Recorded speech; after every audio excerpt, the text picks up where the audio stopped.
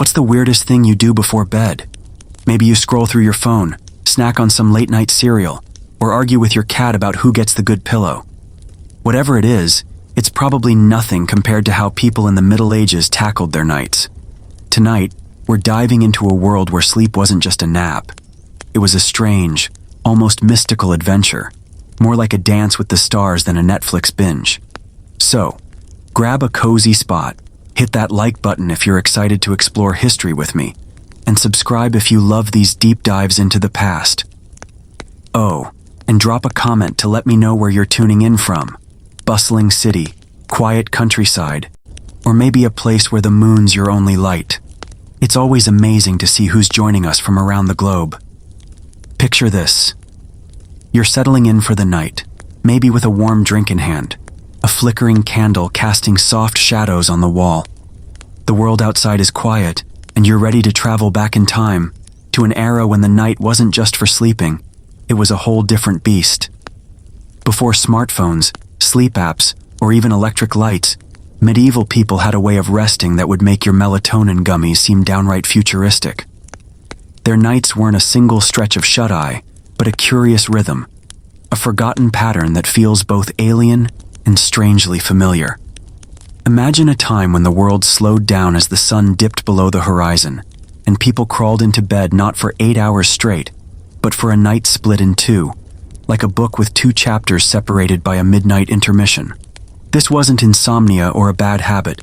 It was how they lived, how they breathed with the night. We're about to uncover a sleep schedule that's so different from ours, it might just make you rethink what it means to rest. So let's dim the lights, get comfortable, and step into a world where the night was as much about waking as it was about dreaming. All right, let's step deeper into the medieval night, where sleep wasn't just one long snooze, but a curious 2-act play. A night split like a walnut with a quiet pause to savor the stillness. This was segmented sleep, a rhythm so natural to medieval folks that it's hard to imagine they'd understand our obsession with 8 straight hours. Picture a village at dusk, the sun sinking behind rolling hills, casting long shadows over thatched roofs and muddy paths. Families gathered in their homes, simple spaces of wood and stone, where the glow of a single candle flickered like a shy firefly, barely holding back the dark. After a day of plowing fields, tending livestock, or weaving cloth, they'd climb into bed, often just a pile of straw or a rough-hewn pallet, and drift into what they called the first sleep. This wasn't a quick nap. It was a deep, restful slumber that wrapped them in the night's embrace for about 4 hours, a time to recharge under a sky pricked with stars. Then something strange by our standards happened. Around 2 a.m., they'd wake, not tossing and turning in frustration, but deliberately, as if the night had whispered, "It's time." This wasn't a curse or a sign of trouble. It was the plan, a built-in intermission called the watch. In this quiet hour or two, the medieval world came alive in a different way. Some knelt by their beds, murmuring prayers to saints, their words curling like smoke toward the heavens. Others stoked the fire, its crackle a soft lullaby against the cold. Farmers might slip outside to check on their animals, tiptoeing through the dark to ensure their sheep were still snoring safely in the pen. It was a time for reflection, for tasks, or even for conversation with family huddled in the same small space. Imagine the scene, a mother whispering a story to her child, a farmer chuckling as he recounted the day's mishaps, all under the moon's gentle gaze. And yes, there was another side to this midnight pause, one that medieval physicians endorsed with a knowing nod.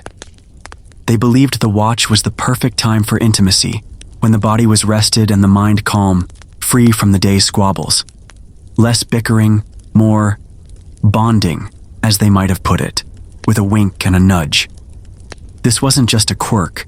It was woven into the fabric of their lives, as natural as the tides. Monks, peasants, even nobles followed this rhythm, their nights divided like a song with a quiet verse in the middle. It's a pattern that feels foreign now, but what if it's closer to how we're wired? Modern science is starting to whisper that segmented sleep might align with our deepest rhythms, a hint that those restless nights of yours could be echoes of an ancient melody we've long forgotten. Let's explore that idea next, as we uncover why this strange schedule might not be so strange after all. Have you ever wondered why your body sometimes jolts awake at 3 a.m., leaving you staring at the ceiling, wondering what's wrong? What if that restless moment isn't a glitch but a faint echo of an ancient rhythm, a tune our bodies still hum, now drowned out by the glare of electric lights? In the medieval world, that midnight wake-up wasn't a flaw. It was part of the natural pulse of life, a pattern called segmented sleep that wove itself into the fabric of their nights. Scientists today are starting to uncover what those candlelit villagers knew instinctively. Our circadian rhythms, the internal clocks that guide our sleep, might be wired for a night split in two, like a river pausing at a bend before flowing on. Without the artificial glow of streetlights or screens, our ancestors followed a cycle that let them drift into a deep first sleep, wake for a quiet interlude, and then sink back into a second slumber until dawn. Think about it. Those moments when you're wide awake in the dead of night, heart pounding for no reason, might be your medieval wiring kicking in, whispering, "This is the watch." Modern studies have peeked into this forgotten rhythm, finding that when people live without artificial light, their bodies naturally settle into a biphasic sleep pattern, splitting the night like a loaf of bread shared between friends. In experiments, volunteers stripped of clocks and bulbs began waking naturally after a few hours, spending an hour or two in quiet wakefulness before sleeping again, as if their bodies remembered a time before alarm clocks and deadlines. It's a haunting thought. What we call insomnia might just be our biology, longing for a slower, starlit world. But then came the industrial era, with its roaring factories and ticking clocks, turning rest into a factory shift. Suddenly, sleep wasn't a gentle dance with the night. It was a race to cram 8 hours into a single block, like squeezing a feast into a lunch break. The gas lamps and later electric bulbs stretched the day, convincing us that sleep was a task to be conquered, not a rhythm to embrace. 8 hours straight? That's a modern sport, not a medieval one, invented by a world obsessed with productivity over peace. Medieval folks didn't stress about sleep hygiene or count their hours. They let the night guide them, waking and sleeping as naturally as the tides. So, the next time you find yourself awake at 2 a.m., don't reach for your phone or curse the dark. Picture yourself in a medieval hut, the fire low, the air cool, your mind free to wander. That wakefulness isn't a failure. It's a whisper from the past, a reminder that your body might still know the old ways. Let's carry that thought forward as we step into the medieval bedroom itself, where beds weren't about comfort, but survival, and the night held surprises far stranger than a restless hour. Let's slip into the medieval bedroom, where the idea of a cozy night's sleep was more hope than reality, and beds were less about comfort and more about not freezing in the dark. For most peasants, a bed wasn't a plush sanctuary. It was a heap of straw, less mattress, more haystack, stuffed into a coarse sack if they were lucky. Picture it. After a day of breaking your back in the fields, you collapse onto a lumpy pile of dried grass, the kind you'd find in a barn, not a bedroom. The straw crunched under your weight, poking through the thin fabric, a prickly reminder that rest came with a price. These pallets were cheap, plentiful, and decent at keeping the cold stone floor at bay, but they were also a playground for uninvited guests. Fleas, lice, maybe a bold mouse looking for a midnight snack. Sleeping on straw was like bedding down in a barn, where every itch was a tiny battle, and rolling over might mean disturbing something with more legs than you. Compare that to our modern obsession with mattresses, where we chase clouds with memory foam, cooling gels, and thread counts higher than a noble's ego. Medieval peasants weren't dreaming of plush. They were chasing warmth, a basic shield against the damp chill seeping through their walls. Comfort? That was a luxury for the wealthy, not the farmer whose bed was as much a home for bugs as it was for dreams. And personal space? Forget it. These beds were shared, often with whoever else lived under the roof. Your bedmate might be your cousin, your cat, or both, all tangled together in a single straw pile, elbows jabbing, snores blending into a nightly symphony. Families slept close, not out of affection, but necessity. Body heat was the only blanket many could afford. If you had a bit more coin, or at least a spine that could still straighten, you might elevate your straw pallet onto a wooden frame, a creaky platform that lifted you slightly above the damp floor. It wasn't exactly a 5-star upgrade, but it cut down on the beetles crawling into your ears. Just a little. Linens were a rare treat, reserved for those who could afford them, and even then, they were rough, not the silky sheets of today's fantasies. Most folks slept in the same clothes they'd worn all day, a tunic caked with the day's sweat and dirt, because pajamas were as foreign as indoor plumbing. The frame didn't stop the itch, though, or the rustle of straw shifting under your weight, a constant reminder that sleep was more about survival than serenity. Yet, despite the discomfort, there was a stubborn resilience in these nights. Medieval people made do, curling up in their straw nests, ignoring the scratches, and dreaming of a world where warmth wasn't a luxury. For those with more wealth, though, beds were a different story. Wooden fortresses draped in finery, where sleep was less about survival and more about status. Let's step into the world of noble beds next, where feathers and canopies promised a softer night, though not without their own quirks. Step into the grand chambers of a medieval noble, where beds weren't just places to sleep. They were wooden castles, draped in embroidered linens, towering symbols of wealth that stood worlds apart from the straw piles of peasants. Picture a massive oak frame, carved with intricate swirls, holding a mattress stuffed not with prickly hay, but with feathers, soft as a whisper from a swan. These beds were draped in heavy fabrics, rich with threadwork that gleamed in the firelight, turning a simple night's rest into a display of power. A noble's bed was a throne for dreaming, elevated high above the cold stone floor, a fortress of comfort in a world where comfort was rarer than a clear summer day. To lie in one was to feel the weight of privilege, each feather a reminder of the fields and forests owned by the lord or lady who slept there. These beds weren't just furniture. They were heirlooms more precious than gold, passed down through generations like a crown. Families wrote them into wills, not because they were sentimental, but because a feather bed was a treasure, a status symbol that said, "We are not like the others." To inherit your aunt's lumpy mattress was to inherit her legacy, a soft claim to nobility in a world of hard edges. But here's the irony. Even nobles scratched at night. Lice didn't respect titles. No matter how fine the linens or how high the bed frame, those tiny pests found their way in, creeping through seams to remind even the wealthy that the medieval knight was an equal opportunity tormentor. To fend off the cold, nobles hung canopies over their beds, heavy curtains that draped like velvet walls, blocking the drafts that howled through castle windows. Drafts were the true medieval enemy, sneaking past stone and mortar to chill even the grandest chambers. These canopies, often embroidered with family crests or scenes of heroic deeds, were less about beauty and more about survival, trapping warmth in a world where winter was a relentless foe. A noble might sleep beneath a tapestry of their own greatness, but they still shivered if the fire died too soon. It was a reminder that even luxury had its limits, and no amount of wealth could fully tame the night. For all their grandeur, noble beds didn't erase the universal struggle that bound rich and poor alike. Everyone just wanted to stay warm. Whether you slept on feathers or straw, the medieval night demanded resilience, a shared battle against the cold and the dark. And to aid in that fight, nobles and commoners alike turned to a quirky piece of headwear that was less about fashion and more about function. Let's pull on a nightcap next, a practical bit of medieval ingenuity that kept the chill at bay and added a touch of whimsy to the night. Let's talk about a medieval accessory that wasn't about sipping cocktails by the fire.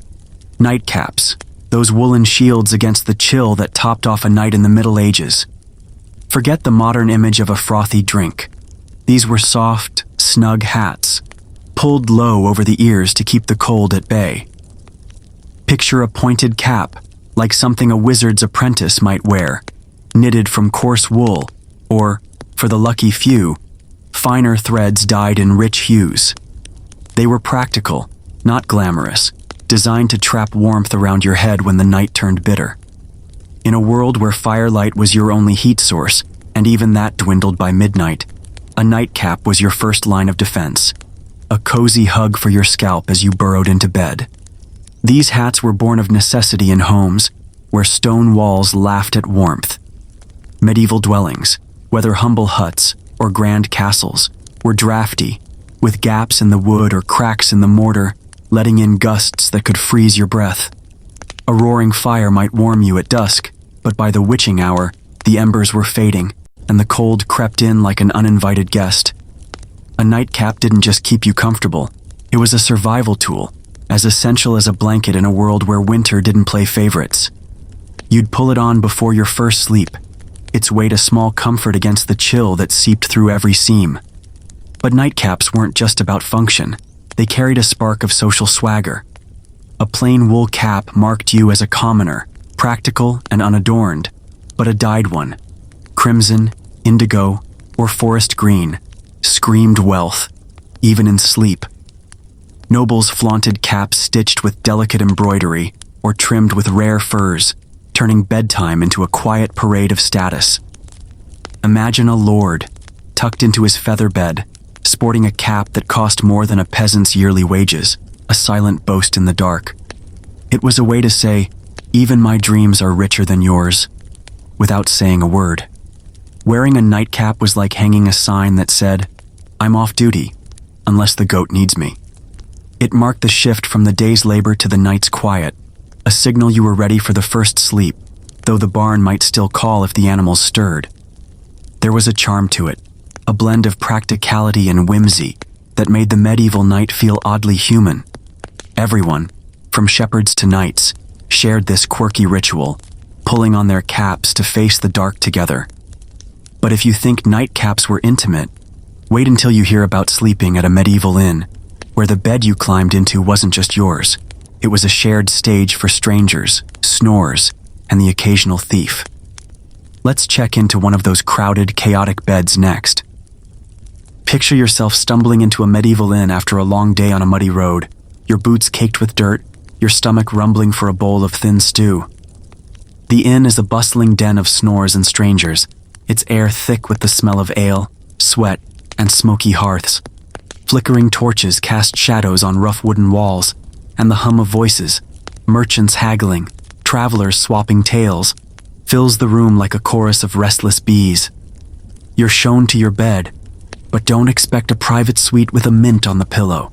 This is no modern hotel.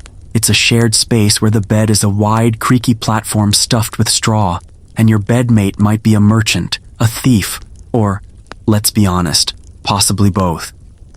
You climb in elbow to elbow with strangers, their breath warm, their snores loud enough to rattle the rafters.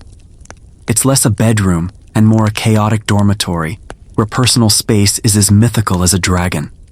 These shared beds weren't about comfort. They were about efficiency, packing as many bodies as possible into a single room to maximize profit and warmth. Privacy? That was a luxury for nobles tucked away in their own castles, not for the weary traveler squeezing onto a lumpy mattress with half a dozen others.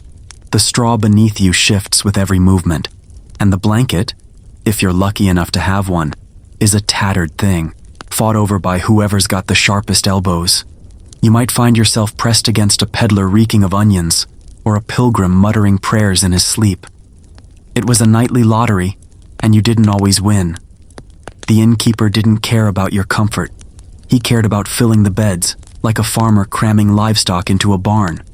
With strangers so close, you had to stay sharp. Theft was a real threat, so you'd sleep with your purse tucked under your head, coins digging into your cheek like a medieval alarm system. No one trusted the guy next to them, and for good reason. One wrong move, and your few precious belongings might vanish by dawn.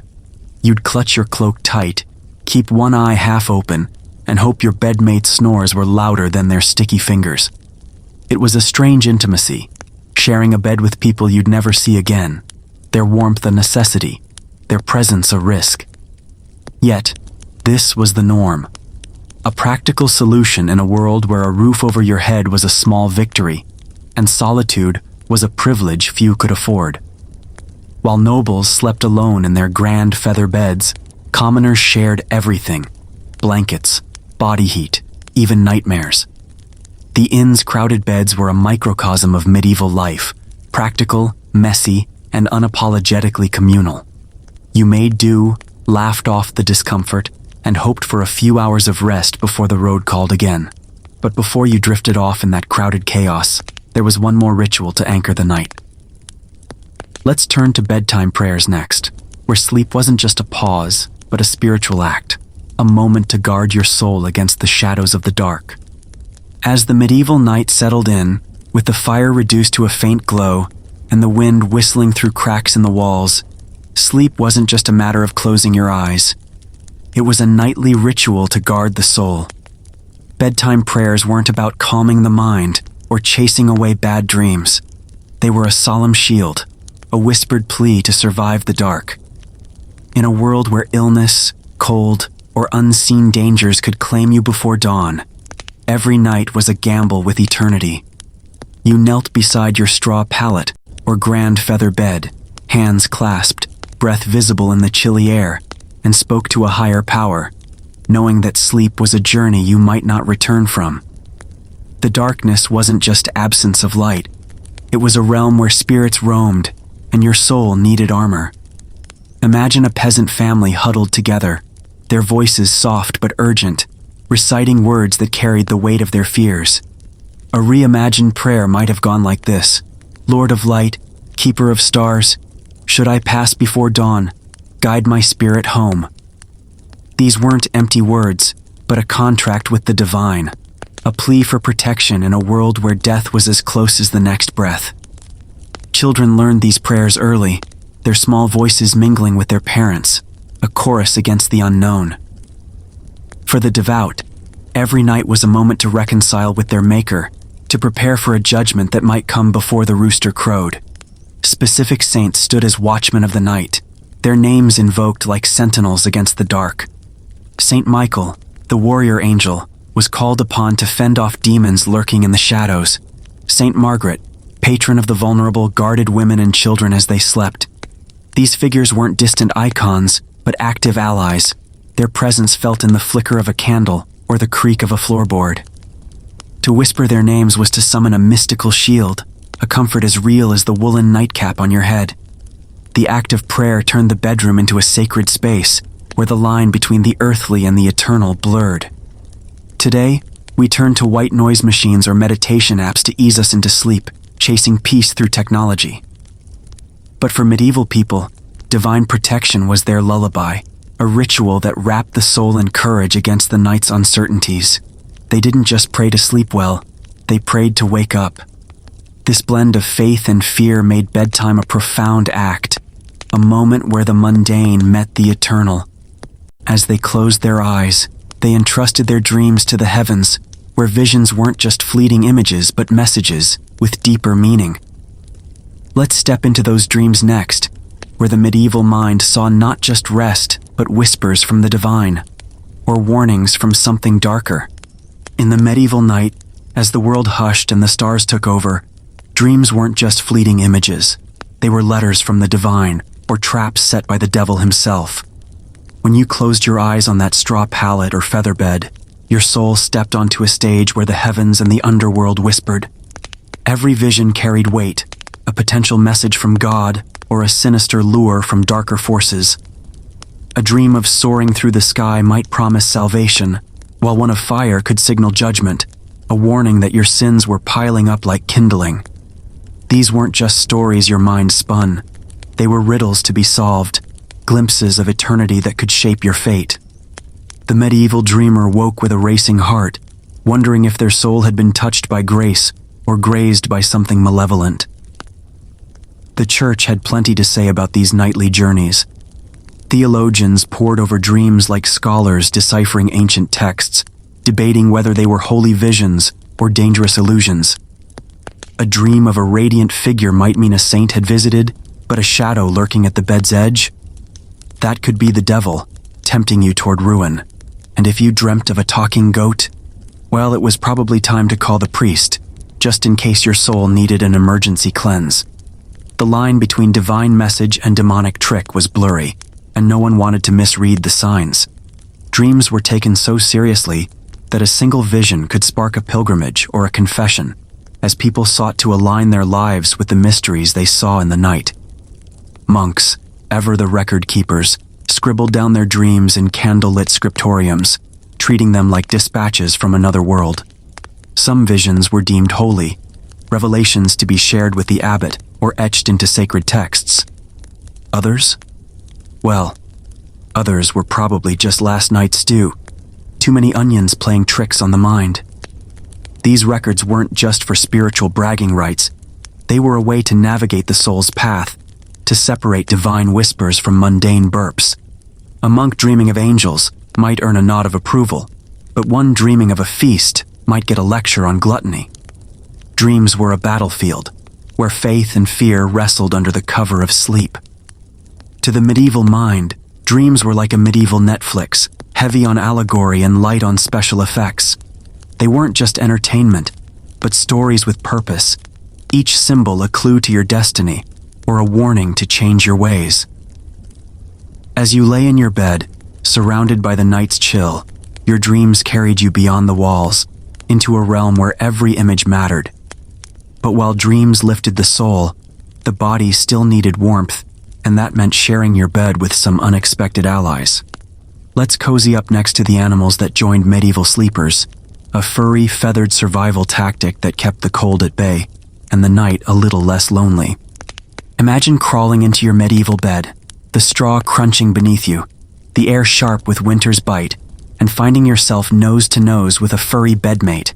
Not your spouse, but a dog curled at your feet, or a pig snoring by the hearth. Medieval homes were cozy yet chaotic, a jumble of humans and animals sharing space to survive the night.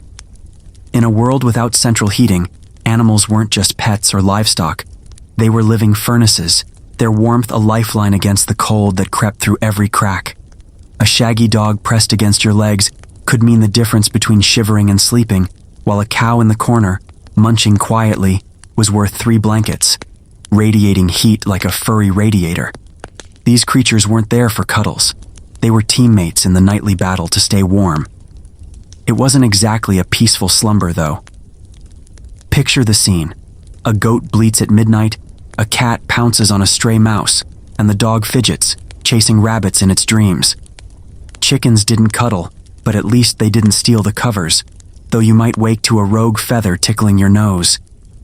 The humor in it is undeniable. A medieval bed was less a place of rest and more a barnyard sleepover, where every snort and shuffle reminded you that privacy was a fantasy. Yet there was a strange comfort in the chaos, a shared struggle that made the night feel less lonely, even if your bedmate had hooves. For nobles, the story was a bit different. While peasants bunked with pigs for survival, the wealthy kept lapdogs, dainty creatures draped across their feather beds more for fashion than function. These pampered pups, with their glossy coats and haughty stares, were status symbols, not heaters. A noblewoman might clutch her tiny dog for show, but it was the heavy curtains and roaring fires that kept her warm. Meanwhile, the peasant's mutt or sow was a practical choice, a partner in endurance, rather than a prop for prestige. The contrast is stark. One bed held a yapping accessory, the other a grunting necessity. Despite the absurdity, there's something to admire in this arrangement. Medieval sleep was a team sport, humans and beasts alike huddling together to fend off the dark and the cold. No one questioned the cow in the corner or the dog at the foot of the bed. It was just how you made it through the night. There was a gritty resilience in sharing your straw with creatures that smelled of the barn, a quiet understanding that survival trumped comfort. But not everyone embraced this chaotic coziness. Step into a monastery, and you'll find a different world, one of stark discipline and bare planks, where sleep was less about warmth and more about sacrifice. Let's explore those monastic dormitories next, where the night was as austere as the monk's vows. Step into a medieval monastery, where the night was as disciplined as the day, and sleep was no escape from devotion. The dormitory wasn't a haven of rest, but a stark hall of rows upon rows of wooden planks, where comfort was considered a sin, as tempting as pride itself. Picture a cavernous room, its stone walls bare, the air heavy with the chill of unheated stone. Monks lay on these hard slats, each bed a narrow strip of wood barely softened by a thin straw mat, if they were lucky. No pillows, no blankets, just a surface as unforgiving as the vows they'd sworn. The darkness was absolute, broken only by the faint glow of a distant candle, and the silence was so profound you could hear your own heartbeat, a reminder that even sleep was a test of endurance. Rules governed every moment, even in the dead of night. Silence was law, a sacred command that bound the monks from dusk to dawn. Snoring? That was a moral gray area, a bodily betrayal that might earn a sharp nudge or a whispered rebuke from the brother in the next bed. Talking, even muttering, was forbidden, as the night belonged to God, not idle chatter. Monks slept in their coarse woolen robes, the same scratchy garments they wore by day, wrapped around them like a second skin. Pajamas? Try a woolen vow, heavy with the weight of their commitment. These robes weren't for comfort, but for humility. A constant reminder that the body was merely a vessel, not something to coddle. Sleep in the monastery wasn't about rest. It was about training the soul, not the body. Every creak of the planks, every shiver from the cold, was a chance to practice discipline, to offer discomfort as a gift to the divine.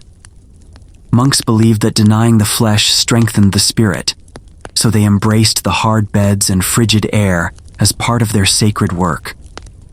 The dormitory was a battlefield where the soul fought temptation, where even dreams were subject to scrutiny. A monk might wake from a vision and wonder if it was God's voice or a trick of the mind, each night a step closer to salvation or a stumble toward sin. While peasants huddled with pigs for warmth, monks embraced penance, their beds as austere as their prayers. There was no room for softness here, no space for the creature comforts that defined a villager's night. Yet in that stark simplicity, there was a kind of awe-inspiring rigor, a dedication that turned sleep into an act of worship. But the night wasn't over when the monks lay down. A bell would soon ring, piercing the silence, calling them to rise for a ritual that turned the darkest hour into a moment of devotion. Let's follow that bell to matins next, where the monks faced the night not with rest, but with a midnight prayer that echoed through the cold. In the dead of night, when the medieval world lay still, a bell tolled through the monastery, sharp and insistent, cutting through the silence like a blade. This was no gentle nudge, no snooze button to swat away. It was the call to matins, a midnight summons to prayer that yanked monks from their hard wooden planks. At 2 a.m., when even the stars seemed to sleep, these men rose, their breath clouding in the frigid air, and shuffled through dark corridors to the chapel. It was a test of faith, a moment when devotion outweighed the body's craving for rest. Imagine the scene. Candlelight danced on stone walls, casting long shadows as tired tongues stumbled over psalms, their voices a low, rhythmic hum, like waves lapping at a sacred shore. The chapel was a sanctuary of flickering light and murmured Latin, each word a step toward grace. This wasn't optional, and dozing off wasn't excused. Fall asleep during matins, and you'd earn extra chores, scrubbing floors or hauling wood, as penance for letting the flesh win over the spirit. The abbot's watchful eye ensured no one nodded off, though heavy eyelids and slumping shoulders betrayed the struggle. The monks stood or knelt, their woolen robes stiff with cold, chanting through yawns as the night pressed against them. Dinner might have been a meager bowl of lentils, but sleep? That was optional, a luxury surrendered to a higher calling. You can almost hear the dry chuckle of a monk muttering, "Rest is for the laity," as he forced his eyes open, his voice joining the chorus of prayers that filled the dark. Yet, for all its exhaustion, matins carried a profound purpose. It was a sacrifice, a gift to the dawn, offered when the world was at its quietest, and the soul at its most vulnerable. The monks believed these midnight prayers held special power, a direct line to the divine when the veil between worlds felt thinnest. Each chant, each aching moment awake, was an act of devotion, a way to align the heart with eternity before the day's labors began anew.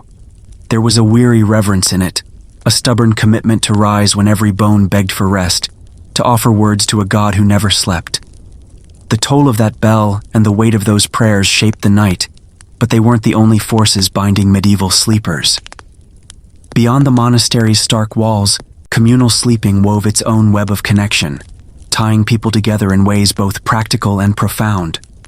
From crowded inn beds to family pallets, the medieval night was rarely solitary, its rhythms shaped by shared warmth and shared fears. Let's step into those communal spaces next, where sleep wasn't just about closing your eyes. It was about the social and spiritual bonds that held the darkness at bay. In the medieval night, sleep was rarely a solitary affair. Beds were shared, not out of choice but necessity, where body heat was the only furnace against the biting cold. Picture a peasant's hut, its walls of wattle and daub barely holding back the wind. Inside, families piled onto a single straw pallet, bodies pressed close, limbs tangled like roots in a forest floor. Parents, children, and sometimes a stray cousin or two huddled together, their warmth a collective shield against the chill that seeped through the cracks. In a world without radiators or thick blankets, your sister's elbow in your ribs or your father's snores were small prices to pay for survival. These crowded beds weren't just practical, they were a lifeline, a way to make it through the long dark hours when the fire burned low. But warmth wasn't the only reason for this closeness. The medieval mind carried a heavy fear of the night, a time when demons lurked in lonely shadows, waiting for the unguarded soul. To sleep alone was to invite danger, not just from the cold, but from unseen spirits that prowled the dark.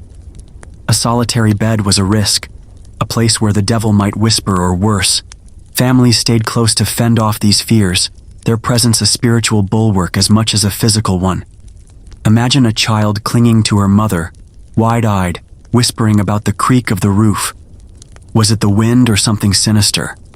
Parents soothed these fears, their arms a fortress against the night's unseen spirits, their prayers a soft chant to keep the darkness at bay. Picture a mother tucking her children in, their small bodies pressed against hers, trembling at the thought of ghosts in the gloom. "Stay close," she'd murmur. "The saints are watching." The night wasn't just cold, it was alive with threats, and togetherness was the only defense. Contrast that with today, where we crave alone time, our own beds, our own space, a door to lock out the world. For medieval people, solitude was danger, an invitation to both frostbite and fear. To sleep alone was to tempt fate, to leave your soul exposed to forces that thrived in the quiet. There's an irony here. Privacy was a myth, a luxury no one could afford, and snoring was public domain, a soundtrack shared by all. Your neighbor's cough, your brother's mutterings, even the dog's twitching paws were part of the night's chorus, as familiar as the stars outside. Yet, in that shared vulnerability, there was a strange strength, a bond forged in the act of surviving together. Not everyone slept this way, though. Some chose an even stranger posture to face the night.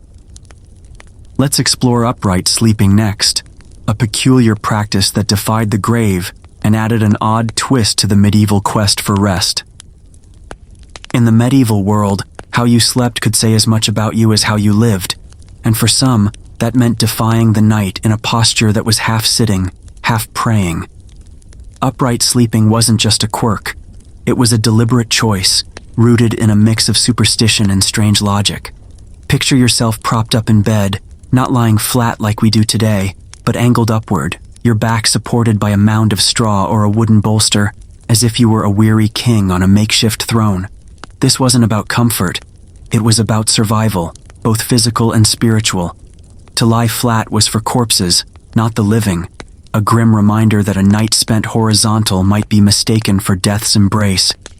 Medieval wisdom held that sitting up kept the body's humors balanced, the heart strong, and the soul ready to meet its maker if the dawn didn't come. The reasoning was as much medical as it was mystical. Physicians, with their charts of stars and theories of bile, warned that lying flat could choke the lungs or let bad vapors pool in the chest. Upright sleeping, they argued, helped you breathe easier, kept the blood flowing, and warded off the kind of ailments that thrived in the dark. So you'd arrange your bed with care, piling blankets or bolsters to prop you like a throne, your head high, your body angled to defy the grave. It wasn't just peasants who did this. Nobles and monks alike embraced the practice, their beds designed to keep them closer to prayer than to sleep's oblivion. Imagine the effort, adjusting straw or cushions to hold that awkward angle, all to ensure you woke up on the right side of eternity. For monks, upright sleeping took on an extra layer of meaning. They sat propped on their narrow planks, as if dodging both dreams and comfort, their posture a silent vow to stay vigilant. A monk might jest, lie flat, and the devil might sneak in, half smiling as he leaned against his bolster, his body a living prayer.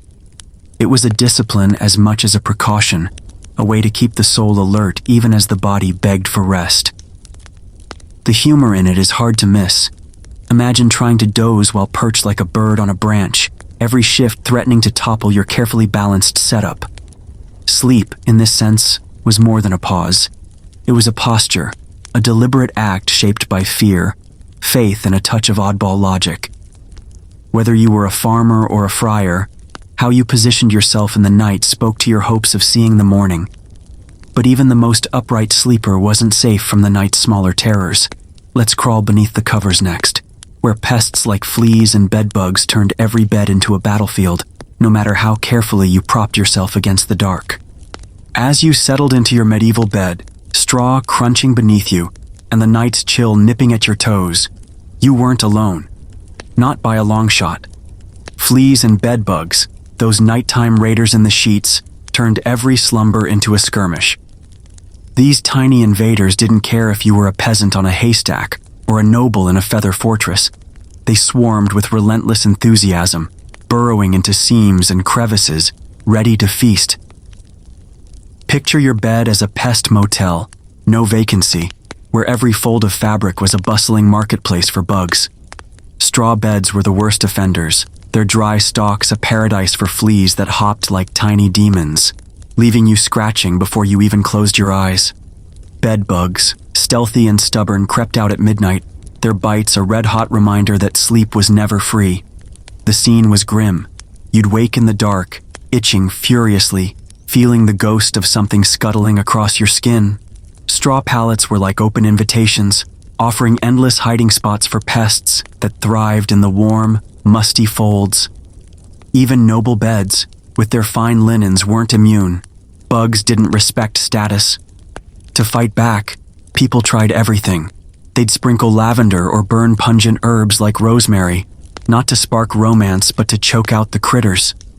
These remedies were more hope than science, a desperate attempt to reclaim the night from invaders that seemed to laugh at human ingenuity. You'd stuff your mattress with wormwood or hang garlic by the bed, praying the smell would drive the pests away, though it often just left you coughing. To the medieval mind, fleas weren't just a nuisance, they were sin's tiny messengers, a punishment for moral failings or a test from above. A priest might nod sagely at your complaints, suggesting a good confession to cleanse both soul and skin. Every itch was a reminder of your imperfections, a bite-sized sermon delivered in the dark. The cultural weight of these pests made them more than annoyances. They were part of the night's moral landscape, as inescapable as the cold. You'd scratch and pray, hoping to appease both the bugs and the heavens, but the battle was never truly won. Yet, for all the disgust, there was a gritty admiration to be had for medieval resilience. Itching was just part of the night's rent, a tax you paid to sleep in a world that offered no reprieve. People endured, scratching through the night, shaking out their blankets at dawn, and carrying on. They didn't have the luxury of despair. Bugs were just another foe to outlast, like hunger or winter. But if pests were a trial, some faced an even stranger challenge. Let's march into the world of sleeping in armor next, where knights traded comfort for readiness, turning their beds into absurd arsenals against the threats of the night. In the medieval world where danger never slept, some took to their beds ready for war, quite literally. Picture a knight, not tucked into soft linens, but clad in iron. Warriors in iron pajamas, their armor clanking softly as they settled in for the night. This wasn't about comfort, it was about survival. In times of conflict, when rival lords or bandits could strike under cover of darkness, a knight's bed was as much an outpost as a place of rest. A breastplate beat a surprise attack, its cold weight a reassurance that you'd wake ready to swing a sword, not scramble for one. Sleeping in armor meant you were never truly off duty. Your body braced for battle even as your mind drifted toward dreams. Imagine the scene. A camp under a starless sky, tents flapping in the wind, and knights lying on straw or hard ground, their chainmail heavy against their chests. Every breath was a faint rattle, every shift a metallic groan. Rolling over sounded like a kitchen crash, pots and pans tumbling in the dark, enough to startle even the bravest squire. The weight of the armor pressed into your ribs, the cold steel leaching warmth from your skin. Yet this was the price of readiness. In a siege or on the road, when enemies could emerge from the shadows, sleeping armed was a grim necessity, a way to ensure you'd meet the dawn with a blade in hand, not a knife at your throat. For those not quite as battle-hardened, like merchants or lesser nobles, full-plate armor was overkill. They opted for a quilted compromise, padded jackets or lighter mail that offered some protection without the bone-crushing heft. These were men who guarded their wares as fiercely as knights guarded their honor, sleeping with one eye open and a dagger close, their gear a balance between safety and sanity. You might chuckle at the thought of a traitor snoring in a padded vest, but it was better than waking to a thief's grin, or worse. The night didn't discriminate, and neither did danger. There's a gritty awe in this, the sheer stubbornness of sleeping ready for war. Sleep was a battlefield, just quieter, where the enemy was as likely to be a raid as it was the cold or your own exhaustion. Knights and travelers alike bore the discomfort with a warrior's resolve, their armor a second skin, their dreams threaded with the tension of what might come. They didn't just rest, they endured, each night a small victory against the chaos of their world. But not every threat came from outside. Let's wander into the eerie realm of sleepwalking next, where the body moved without the soul's consent, turning the night into a mysterious stage for dangers no armor could fend off. In the medieval world, where danger never slept, some took to their beds ready for war, quite literally. Picture a knight, not tucked into soft linens, but clad in iron.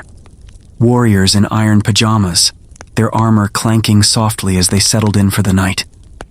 This wasn't about comfort, it was about survival. In times of conflict, when rival lords or bandits could strike under cover of darkness, a knight's bed was as much an outpost as a place of rest. A breastplate beat a surprise attack, its cold weight a reassurance that you'd wake ready to swing a sword, not scramble for one. Sleeping in armor meant you were never truly off duty. Your body braced for battle even as your mind drifted toward dreams. Imagine the scene, a camp under a starless sky, tents flapping in the wind, and knights lying on straw or hard ground, their chainmail heavy against their chests. Every breath was a faint rattle, every shift a metallic groan. Rolling over sounded like a kitchen crash, pots and pans tumbling in the dark, enough to startle even the bravest squire. The weight of the armor pressed into your ribs, the cold steel leaching warmth from your skin, yet this was the price of readiness. In a siege or on the road, when enemies could emerge from the shadows, sleeping armed was a grim necessity, a way to ensure you'd meet the dawn with a blade in hand, not a knife at your throat. For those not quite as battle-hardened, like merchants or lesser nobles, full-plate armor was overkill. They opted for a quilted compromise, padded jackets or lighter mail that offered some protection without the bone-crushing heft. These were men who guarded their wares as fiercely as knights guarded their honor, sleeping with one eye open and a dagger close, their gear a balance between safety and sanity. You might chuckle at the thought of a traitor snoring in a padded vest, but it was better than waking to a thief's grin or worse. The night didn't discriminate, and neither did danger. There's a gritty awe in this, the sheer stubbornness of sleeping ready for war. Sleep was a battlefield, just quieter, where the enemy was as likely to be a raid as it was the cold or your own exhaustion. Knights and travelers alike bore the discomfort with a warrior's resolve, their armor a second skin, their dreams threaded with the tension of what might come. They didn't just rest, they endured, each night a small victory against the chaos of their world. but not every threat came from outside. Let's wander into the eerie realm of sleepwalking next, where the body moved without the soul's consent, turning the night into a mysterious stage for dangers no armor could fend off. In the medieval night, when shadows clung to the walls and the world held its breath, some wandered where they shouldn't, sleepwalkers, their bodies moving without a soul's consent. To see a figure drifting through a darkened hut, eyes glassy, steps unsteady, was to witness something uncanny, as if the spirit had slipped away, leaving the flesh to roam. Sleepwalking wasn't just a quirk, it was a mystery that chilled the heart, a sign that the night could steal control from even the most devout. Was it possession, a demon puppeteering the body, or just bad bile, the body's humors throwing a midnight tantrum? The medieval mind wrestled with these questions, torn between faith and fear, unsure if the wanderer was touched by the divine or cursed by something darker. Picture a village at midnight, the air thick with silence broken only by the creak of a floorboard. A man wanders, muttering softly, a candle trembling in his hand, its flame casting wild shadows on the walls. His family watches, frozen, as he drifts toward the door, his words a jumble of prayers or nonsense. Was he chasing a vision from God or led astray by a devil's whisper? Neighbors might cross themselves, whispering of spirits or spells, while a priest, called in haste, sprinkled holy water to banish whatever force had loosed his soul. Sleepwalking turned the familiar into the eerie, making the night feel alive with unseen threats. To curb these nocturnal wanderings, medieval remedies were as practical as they were desperate. Some tied their legs to chairs or beds, a medieval-style tether to keep the body grounded while the mind roamed. Others hung bells on doorways, their jangle a crude alarm to wake the household before the sleepwalker strayed too far. These fixes were born of fear, a need to anchor the soul when it seemed to slip its leash. A sleepwalker wasn't just a danger to themselves, they were a puzzle, a living question mark that challenged the boundary between the earthly and the eternal. And yet, there was a flicker of humor in the unease. Sleepwalking into church at midnight? That was either divine inspiration or a doomed misstep, depending on the priest's mood.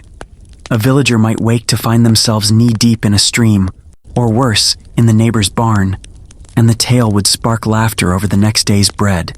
But the laughter was edged with wariness, a nod to the night's unpredictable power. Medieval people faced these mysteries with a mix of dread and resilience, accepting that sleep could be a stage for the strange. That resilience carried them through more than just wandering feet. Let's listen to the sounds of the night next, where bells, storms, and snorts tested their ability to sleep through chaos, proving their grit in the face of a world that never stayed quiet. In the medieval night, silence was a stranger. The world hummed with chaos, bells tolling from distant churches, storms roaring over thatched roofs, pigs grumbling by the hearth as they shifted in their sleep. It was a symphony of disruption, a cacophony that could rouse the dead, but somehow lulled the living. Picture a peasant's hut, the air thick with the scent of damp straw and smoke, where every creak of wood or howl of wind was a reminder that the night was alive. Church bells, rung to mark the hours or call monks to prayer, weren't alarms but lullabies, their deep chimes blending into the rhythm of rest. A dog's bark, a child's whimper, or the clatter of a loose shutter. These were the medieval soundtrack, as constant as the stars overhead. Yet people slept through it all, their bodies tuned to a resilience we can barely fathom. Imagine dozing as thunder cracked like a whip, or as the village crier shouted news of a raid. Famine didn't pause for insomnia, and neither did the demands of survival. A farmer might curl up on his straw pallet, ignoring the bleat of a goat or the drip of a leaking roof, his dreams unbroken by the chaos outside. Crises, hunger, sickness, or the threat of war were as much a part of the night as the darkness itself. Yet sleep was a stubborn act of defiance, a refusal to let the world's clamor win. There's a touch of humor in how they made peace with the noise. Thunder wasn't a storm to fear, it was just God rearranging furniture, a cosmic shuffle that sent rain pelting the roof. A neighbor's drunken song or a cow's low moan might stir a chuckle, even as you pulled your nightcap tighter. Medieval people didn't have the luxury of soundproof walls or earplugs, so they adapted, finding a strange comfort in the din. A bell's toll might signal matins or danger, but it also meant the world was still turning, and that was enough to let sleep take hold. This ability to rest through chaos wasn't just survival, it was wisdom. Sleep was escape, no matter the din, a way to steal a few hours of peace in a world that offered none. They didn't fight the noise, they wove it into their dreams, letting the storm's roar or the pig's snort become part of the night's strange music. That endurance is something to marvel at, a testament to a grit that carried them through the darkest hours. But not every night was filled with such familiar chaos. Let's step into a darker chapter, to the village of Salem in 1692, where the night wasn't just noisy, it was heavy with fear, suspicion, and a hysteria that turned neighbors into nightmares. Welcome to Salem, 1692, a village shivering under snow and suspicion, where the air itself seemed to carry a chill deeper than winter. Picture a cluster of wooden houses huddled against the Massachusetts wilderness, their chimneys puffing weak smoke into a gray sky.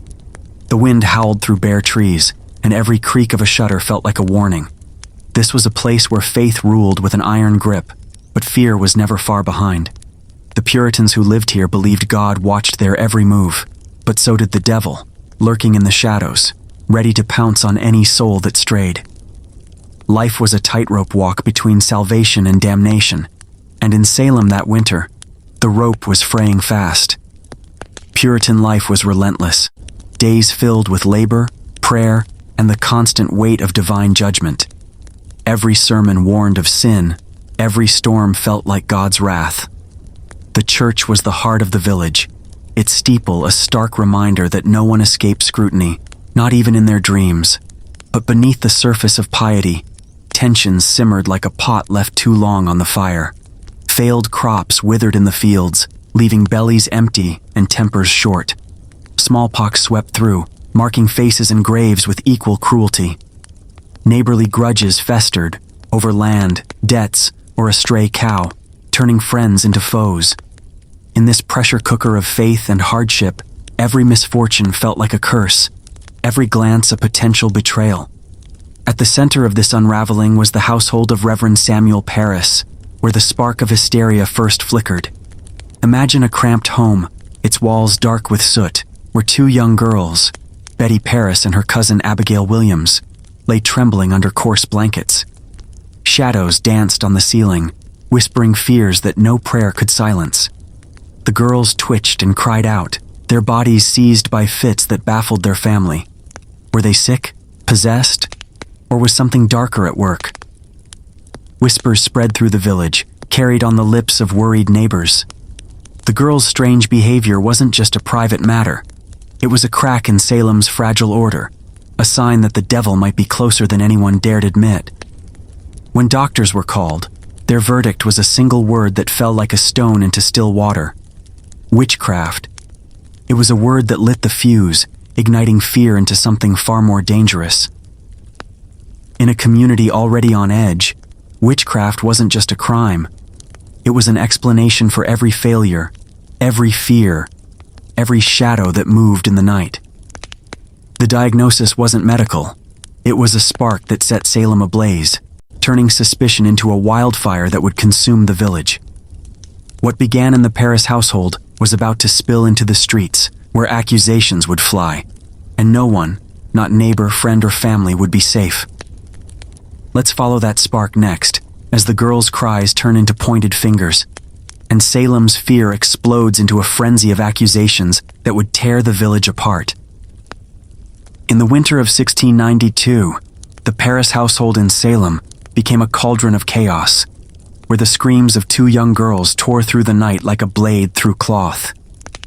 Betty Parris and Abigail Williams writhed in their beds, their bodies contorted, their voices shrieking of unseen torments, pinches from invisible hands, visions of specters that no one else could see. The village, already taut with fear, watched in horror as the girls' fits grew wilder, their cries echoing through the snow-dusted streets. Neighbors gathered, whispering of curses and demons, their breaths clouding in the cold as they tried to make sense of the madness. Was this illness, possession, or something far worse? The air grew heavy with dread, each scream a spark that threatened to set the whole community ablaze. The panic needed a target, and soon fingers pointed at the village's outcasts. Sarah Good, a beggar woman known for her sharp tongue and tattered cloak, was among the first accused, her muttered curses now recast as spells. Sarah Osborne, frail and shunned for her questionable past, joined her on the list, along with others who lived on the edges of Salem's rigid society. The girls' accusations were wild, desperate, naming those who were easy to blame, their words like arrows loosed into a crowd. The village, hungry for answers, latched onto these names, suspicion spreading like frost across a window pane. To accuse was to explain. To point a finger was to tame the fear, for a moment. Then came Tituba, the enslaved woman in the Paris household, whose confession cracked Salem wide open. Under pressure, she spoke of a man in black, a shadowy figure who offered her a book of names, witches who served the devil. Her words, whether born of fear or coercion, were a match to dry tinder. She named others, weaving a tale of midnight meetings and dark pacts, and the village gasped, believing the devil had indeed taken root. Tituba's confession wasn't just a story. It was a key that unlocked a floodgate, letting loose a torrent of accusations. Neighbors turned on neighbors, old grudges became proof of witchcraft, and every strange glance or sour milk was evidence of evil. The ripple effect was unstoppable. One confession birthed dozens more, as fear fed on itself, spiraling into a frenzy that consumed all reason. Salem was no longer a village, it was a trap, its streets a maze where trust was a memory and every shadow held a threat. The girls' cries had ignited something unstoppable, and no one could predict who would be next.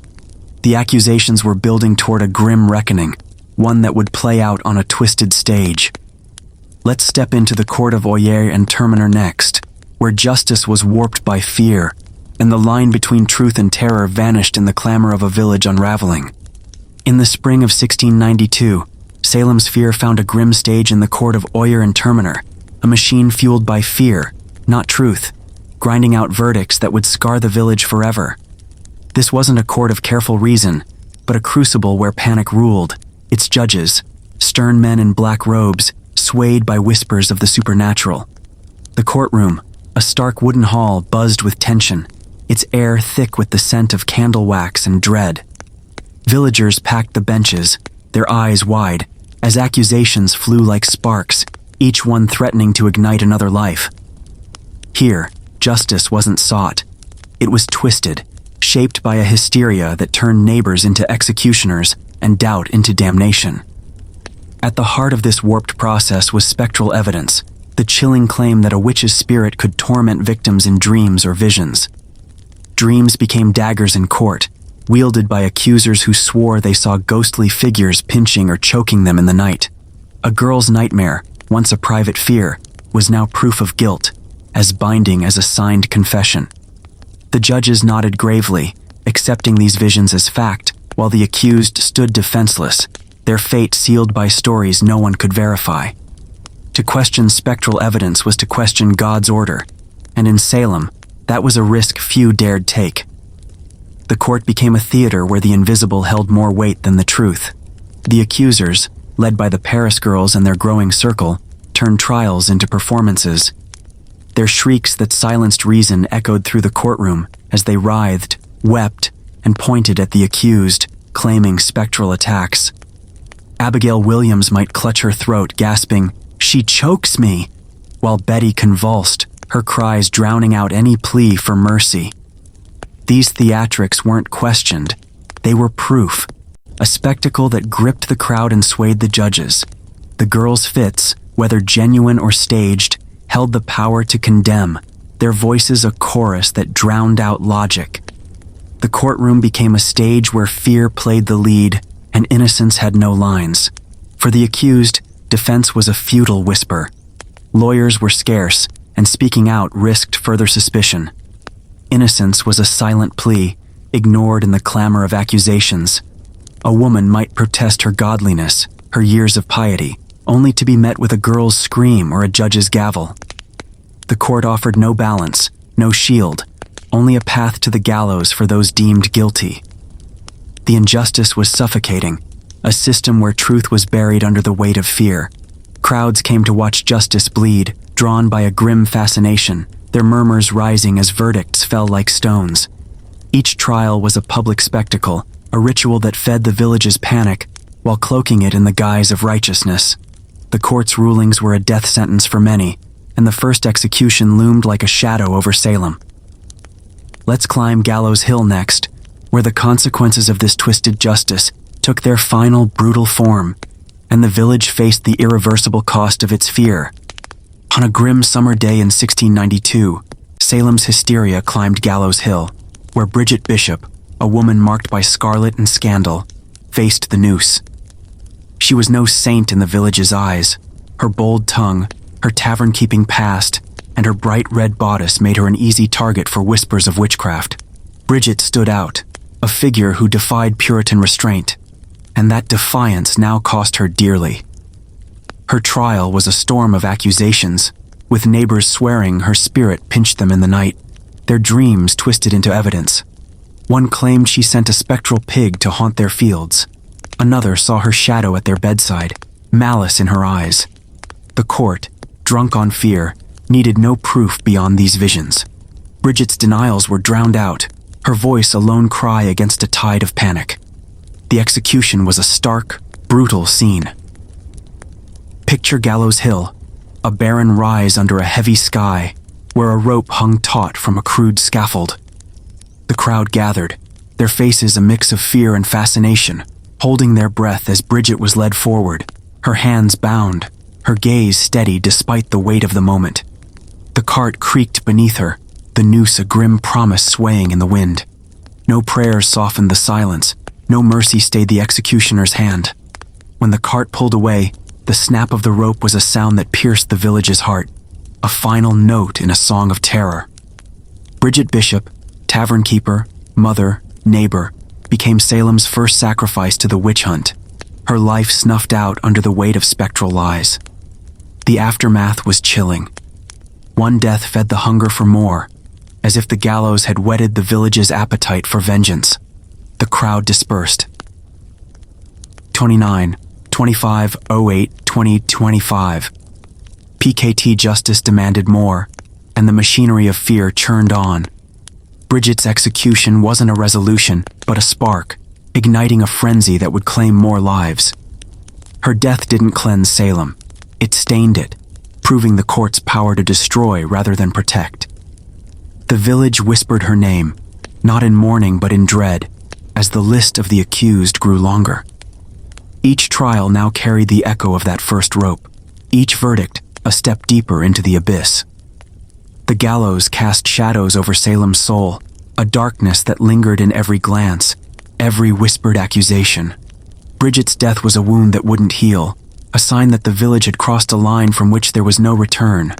The fear that began in a parsonage had grown into a beast, and Gallows Hill stood as its altar, demanding more sacrifices. The tragedy was only beginning, as the executions multiplied, each one a heavier weight on a community unraveling. Let's follow that grim path next, to the wave of hangings that deepened Salem's sorrow, where innocence was buried under the growing shadow of the noose. The summer of 1692 turned Salem's Gallows Hill into a grim stage for a wave of executions, each one a deeper cut into the village's heart. In July, 5 women, from pious to poor, climbed the scaffold, their names etched into the growing tragedy. Sarah Good, Elizabeth Howe, Susanna Martin, Sarah Wilds, and Rebecca Nurse. Their crimes? Nothing more than whispered accusations, spectral visions conjured by frightened girls. The ropes tightened, the crowd watched in silence, and 5 lives were snuffed out under a pitiless sky. Their deaths not a cleansing, but a stain on Salem's soul. The village, once bound by faith, was now tethered to fear, each hanging a reminder that no one was safe.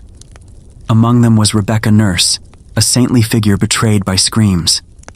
At 71, she was a grandmother, a pillar of the church, her life a testament to Puritan virtue. Yet, the girl's cries, wild, theatrical shrieks of torment, pointed at her, claiming her spirit choked them in the night. Neighbors, once friends, testified against her, their words twisted by panic and grudges over land. Rebecca stood in court, her voice calm, her faith unshaken, but innocence was no shield. The jury wavered, briefly swayed by her dignity, but the girl's convulsions drowned out reason, and the gallows claimed her. Her death wasn't just a loss, it was a betrayal, proof that even the purest could fall to hysteria's blade. Then came Giles Corey, an 80-year-old farmer whose defiance met a crueler fate. Refusing to plead guilty or innocent, he stood silent, denying the court its power. They sentenced him to pressing, a punishment as brutal as it was rare. Picture him lying on the ground, boards across his chest, stones piled one by one until his ribs cracked. "More weight," he gasped, each breath a rebellion, his will unbroken even as the stones crushed his breath. His death was no spectacle for the crowd, but a quiet, stubborn stand, a refusal to feed the machine of fear. Giles became a ghost that haunted Salem, his silence louder than any cry. By September, the madness peaked. With 8 ropes taut in a single dawn, 8 more lives from John Willard to Mary Parker, erased in a blur of accusations. The gallows groaned under the weight of the condemned, the hill a graveyard of hope. Each execution fueled the next, as if fear had become a beast that demanded blood. The village watched, numb and complicit, as neighbors vanished into the noose. How many more before the madness breaks? The question hung unspoken, a desperate plea in the hearts of those who saw innocence slaughtered. The air grew thick with grief, the ground soaked with sorrow, yet the trials pressed on. The cost of this frenzy wasn't just in the lives lost, but in the living, left to rot in chains. Let's step into Salem's jails next, where the accused waited in darkness, their suffering a testament to the human toll of a village consumed by its own terror. In the shadow of Salem's gallows, the accused languished in jails that were cages of cold stone and despair, where hope was as scarce as sunlight. Picture a dank cell, its walls slick with damp, the air heavy with the stench of unwashed bodies and moldy straw. Chains rattled as prisoners shifted, their wrists raw, their spirits battered by months of waiting for trials that might never come. These weren't grand dungeons, but cramped, filthy rooms, packed with men, women, and even children, all branded witches by a village lost to fear. The jails overflowed, each new accusation cramming more souls into spaces meant for far fewer, their only crime often nothing more than a neighbor's spite or a girl's wild scream. Among them was Mary Easty, a mother of 7, chained for her quiet faith and a life too virtuous to escape suspicion. Her gentle demeanor, once a comfort to her family, now marked her as a target, her name dragged into the chaos by whispers of spectral torment. She sat in the dark, her prayers a faint murmur against the clank of irons, her thoughts with the children she might never see again. Then there was Dorothy Good, barely 4 years old, a child broken by fear's weight, accused alongside her mother, Sarah. Little Dorothy huddled in a cell, her tiny frame shivering, her eyes wide with terror she couldn't name. The sight of a child in chains tore at the hearts of even the hardest jailers, a grim reminder that hysteria spared no one. Personal grudges fueled this nightmare, turning petty disputes into death sentences. A dead pig, a soured deal, or a slight at church could morph into a witch's curse in the mouths of accusers. One farmer pointed at his neighbor, blaming her for a cow's illness. Another swore a woman's glance had spoiled his crops. These weren't crimes, but grudges dressed in supernatural garb. Old scores settled with a noose. The jails became a mirror of Salem's fractures, where every chained soul represented a broken bond, a community unraveling under the weight of its own suspicions. Yet even in this bleakness, a spark of hope flickered. Some prisoners prayed for a miracle, their whispered pleas rising like smoke through the cracks in the stone. Families sent letters, begging for mercy. Others clung to faith, believing truth might yet prevail. In the darkness, they shared stories of better days, their voices a quiet rebellion against despair. The jails were a testament to human endurance, to the stubborn will to survive even when hope was a threadbare thing. But the weight of those chains was heavy, and the village outside was shifting, its fever beginning to break. Let's step into that turning point next, where cracks in the hysteria began to show, and Salem's conscience stirred, hinting at a chance for redemption amid the wreckage. By the fall of 1692, Salem's feverish witch hunt began to falter, cracks forming in the wall of fear that had gripped the village. One moment stood out. George Burroughs, a former minister, stood on Gallows Hill, his voice steady as he recited the Lord's Prayer, a recitation that hushed the crowd. Puritans believed a witch couldn't speak those sacred words without stumbling, yet Burroughs' flawless delivery sent a shiver through the onlookers. Here was a man condemned as a servant of the devil, yet his prayer rang true, sowing seeds of doubt in hearts hardened by panic. For a moment the village paused, the weight of his innocence clashing with the noose around his neck. It was a crack in the hysteria, a whisper that maybe the gallows had claimed the wrong souls. Then came a shock that shook Salem to its core. Mary Phipps, the wife of Governor William Phipps, was accused of witchcraft. Even the governor's wife wasn't safe, her name dragged into the chaos by the same spectral accusations that had doomed so many. The charge was absurd, a sign that the net of suspicion had grown too wide, ensnaring even the powerful. Murmurs spread. How could the governor's own household harbor a witch? The accusation wasn't just bold, it was a misstep, exposing the fragility of a system built on fear rather than reason. The village's faith in the trials wavered, the once unquestioned cries of the accusers now tinged with doubt. Increase Mather, a respected minister, stepped into the fray with a rebuke that echoed like a thunderclap. It were better that 10 suspected witches should escape than one innocent person should be condemned. His words, sharp and clear, cut through the fog of hysteria, urging the court to reconsider its reliance on spectral evidence. Mather's voice carried weight, his call for caution a lifeline for a community drowning in its own zeal. The court of Oyer and Terminer, that relentless machine of fear, began to grind to a halt.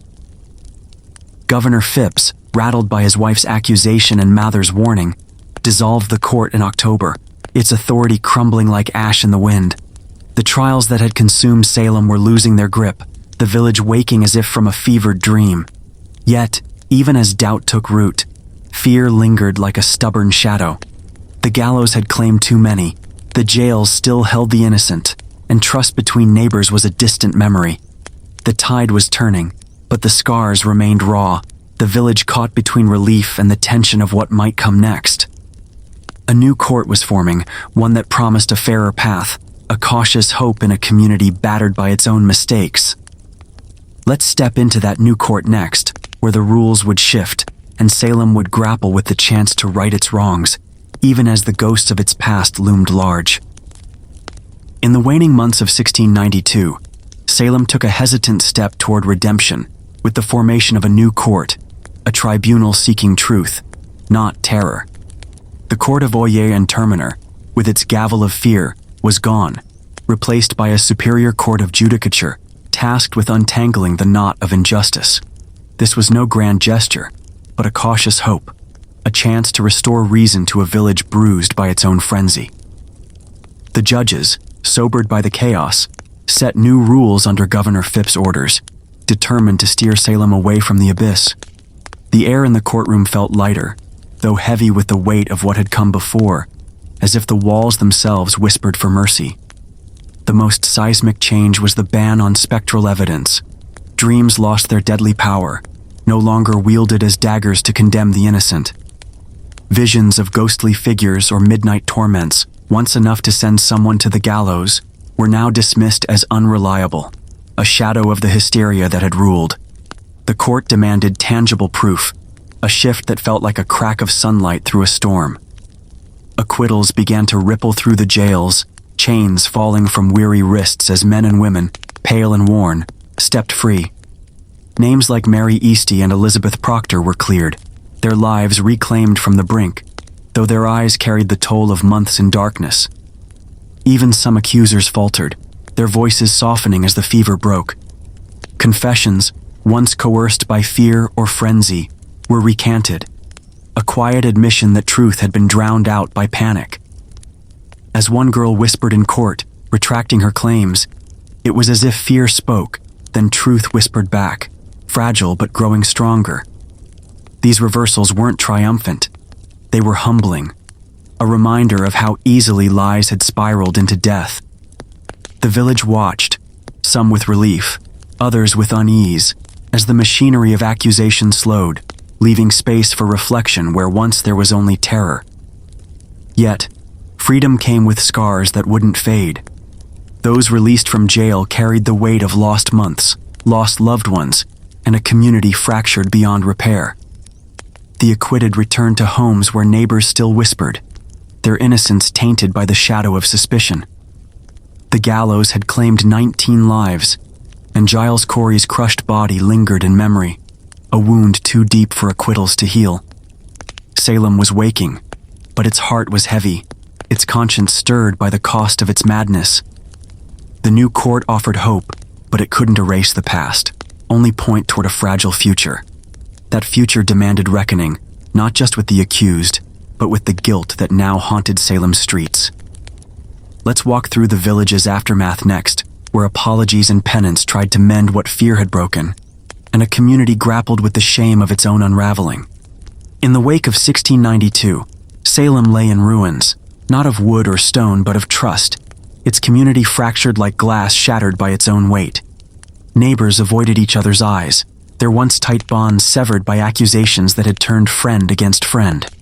The village streets, once alive with shared labor and prayer, now carried a heavy silence, broken only by the creak of a cart or the wind's low moan. Houses stood as islands, their doors barred not just against the cold, but against the ghosts of suspicion. The gallows shadow lingered, a reminder of 19 lives lost and countless others broken, as families mourned in private, afraid to speak of the madness that had torn them apart. Among the wreckage, a few voices rose in regret. Anne Putnam, one of the young accusers whose cries had fueled the trials, stepped forward in 1706 with a confession born of shame. Standing before the church, her voice trembling, she admitted her part in the hysteria, saying the devil had deluded her into condemning the innocent. "I desire to lie in the dust," she declared, her words a raw plea for forgiveness, though they couldn't undo the ropes or heal the wounds. Her apology was a mirror held to Salem's face, forcing the village to confront the cost of its fear, yet it offered no comfort to those who had lost mothers, fathers, or friends to the noose. Samuel Sewall, a judge who had sentenced the accused, bore his guilt like a stone. In 1697, he stood in Boston's Old South Church, head bowed, as his apology was read aloud, a judge seeking forgiveness from God and man. He wore sackcloth, a public act of penance, acknowledging the blood on his hands and praying for mercy for his role in the trials.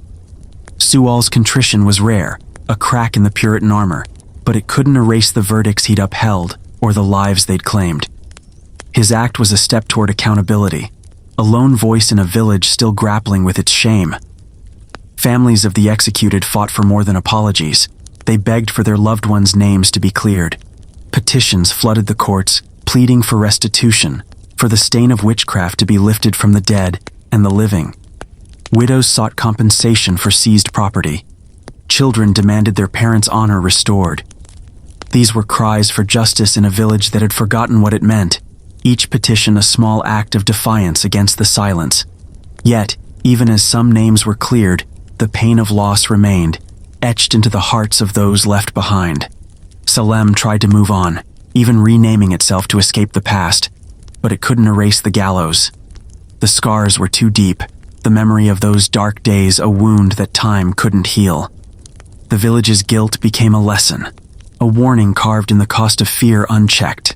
Let's carry that lesson forward next, to explore Salem's lasting legacy, a cautionary tale that echoes through history, urging us to guard against the shadows of panic and prejudice.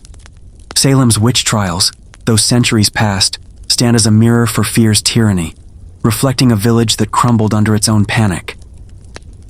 In 1692, 19 lives were lost to ropes and stones, countless others scarred by chains and suspicion, all because fear was allowed to rewrite truth. The trial's echoes didn't fade with the gallows. They reshaped the world, forcing a reckoning with justice itself. From the ashes of Salem's tragedy rose legal reforms, seeds of constitutions that demanded evidence over whispers, reason over hysteria. The American legal system, still forming, took note, weaving protections against unchecked accusations into the fabric of its courts, a vow to never again let spectral dreams condemn the innocent. The term witch hunt was born in Salem's shadow, and it's more than a phrase. It's a wound, a reminder of what happens when fear twists justice into vengeance.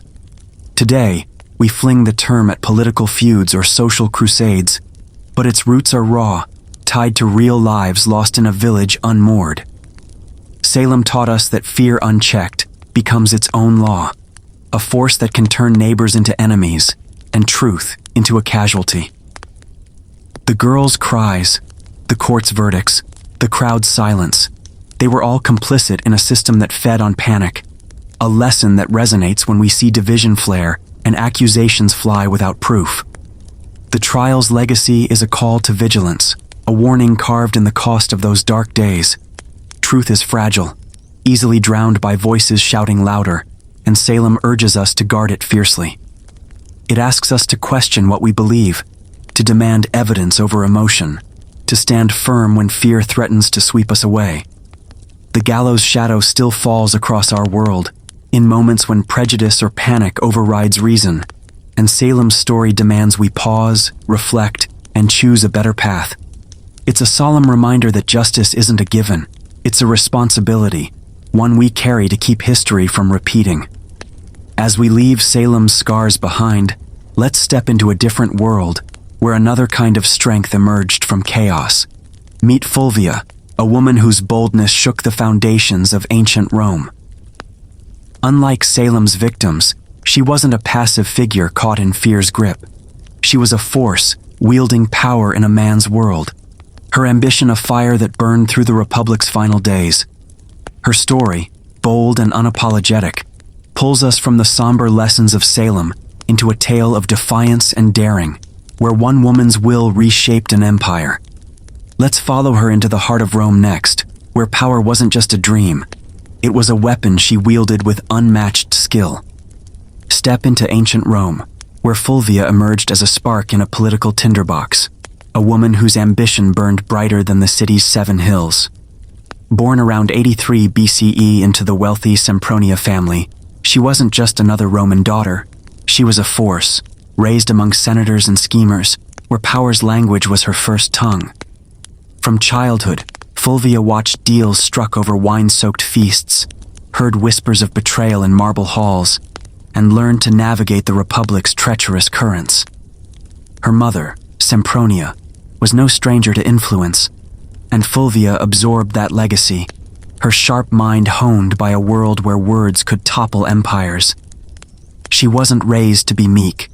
She was forged to command, her gaze as piercing as any general's. In a society that prized women as silent matrons, Fulvia was no quiet shadow. She was a storm, defying norms with a boldness that shocked Rome's elite. Where tradition demanded she stay in the women's quarters, weaving wool and bearing sons, Fulvia stepped into the fray, her voice loud, her will unbreakable. She didn't just break the rules, she rewrote them, moving through Rome's political maze with a confidence that made men pause. Her defiance wasn't reckless, it was calculated, a refusal to be sidelined in a city where power was the only currency that mattered. She was a woman who saw the game and played it, her ambition a flame that refused to flicker. Rome itself was a republic cracking under ambition, its foundations trembling as men like Caesar and Pompey vied for control. The Senate's marble halls echoed with shouts of reform and revolt, while the streets churned with restless crowds, hungry for change or chaos. It was a city of alliances and betrayals, where loyalty shifted like sand, and a single speech could spark a riot. Fulvia thrived in this turmoil, her instincts sharp, her courage unyielding. She wasn't just a bystander to Rome's upheaval, she was a player, ready to shape its future with her own hands. Her wealth and lineage gave her a seat at the table, but it was her nerve that made her unforgettable. Fulvia didn't just dream of power, she seized it, and her rise was only beginning. She'd marry men who held Rome's reins, but she wouldn't be content as their shadow. She'd marry power, then wield it herself, turning her husband's influence into her own weapon. Her story was about to unfold through a series of bold moves, starting with a marriage that would thrust her into the heart of Rome's political fire. Let's follow her to that first union with Clodius, a fiery alliance that marked her entry into the Republic's brutal game of power, where Fulvia's storm would only grow stronger. In the swirling chaos of Rome's dying republic, Fulvia found her match in Publius Clodius Pulcher, a populist firebrand, Rome's rebel showman who thrived on stirring the city's restless heart. Clodius was no ordinary noble. He was a whirlwind, a man who traded togas for street fights, rallying the plebs with fiery speeches that set the forum ablaze. His charisma was a weapon, his defiance of the Senate a badge of honor, and his scandals, oh, they were legendary, like sneaking into a women's festival disguised as a flute girl.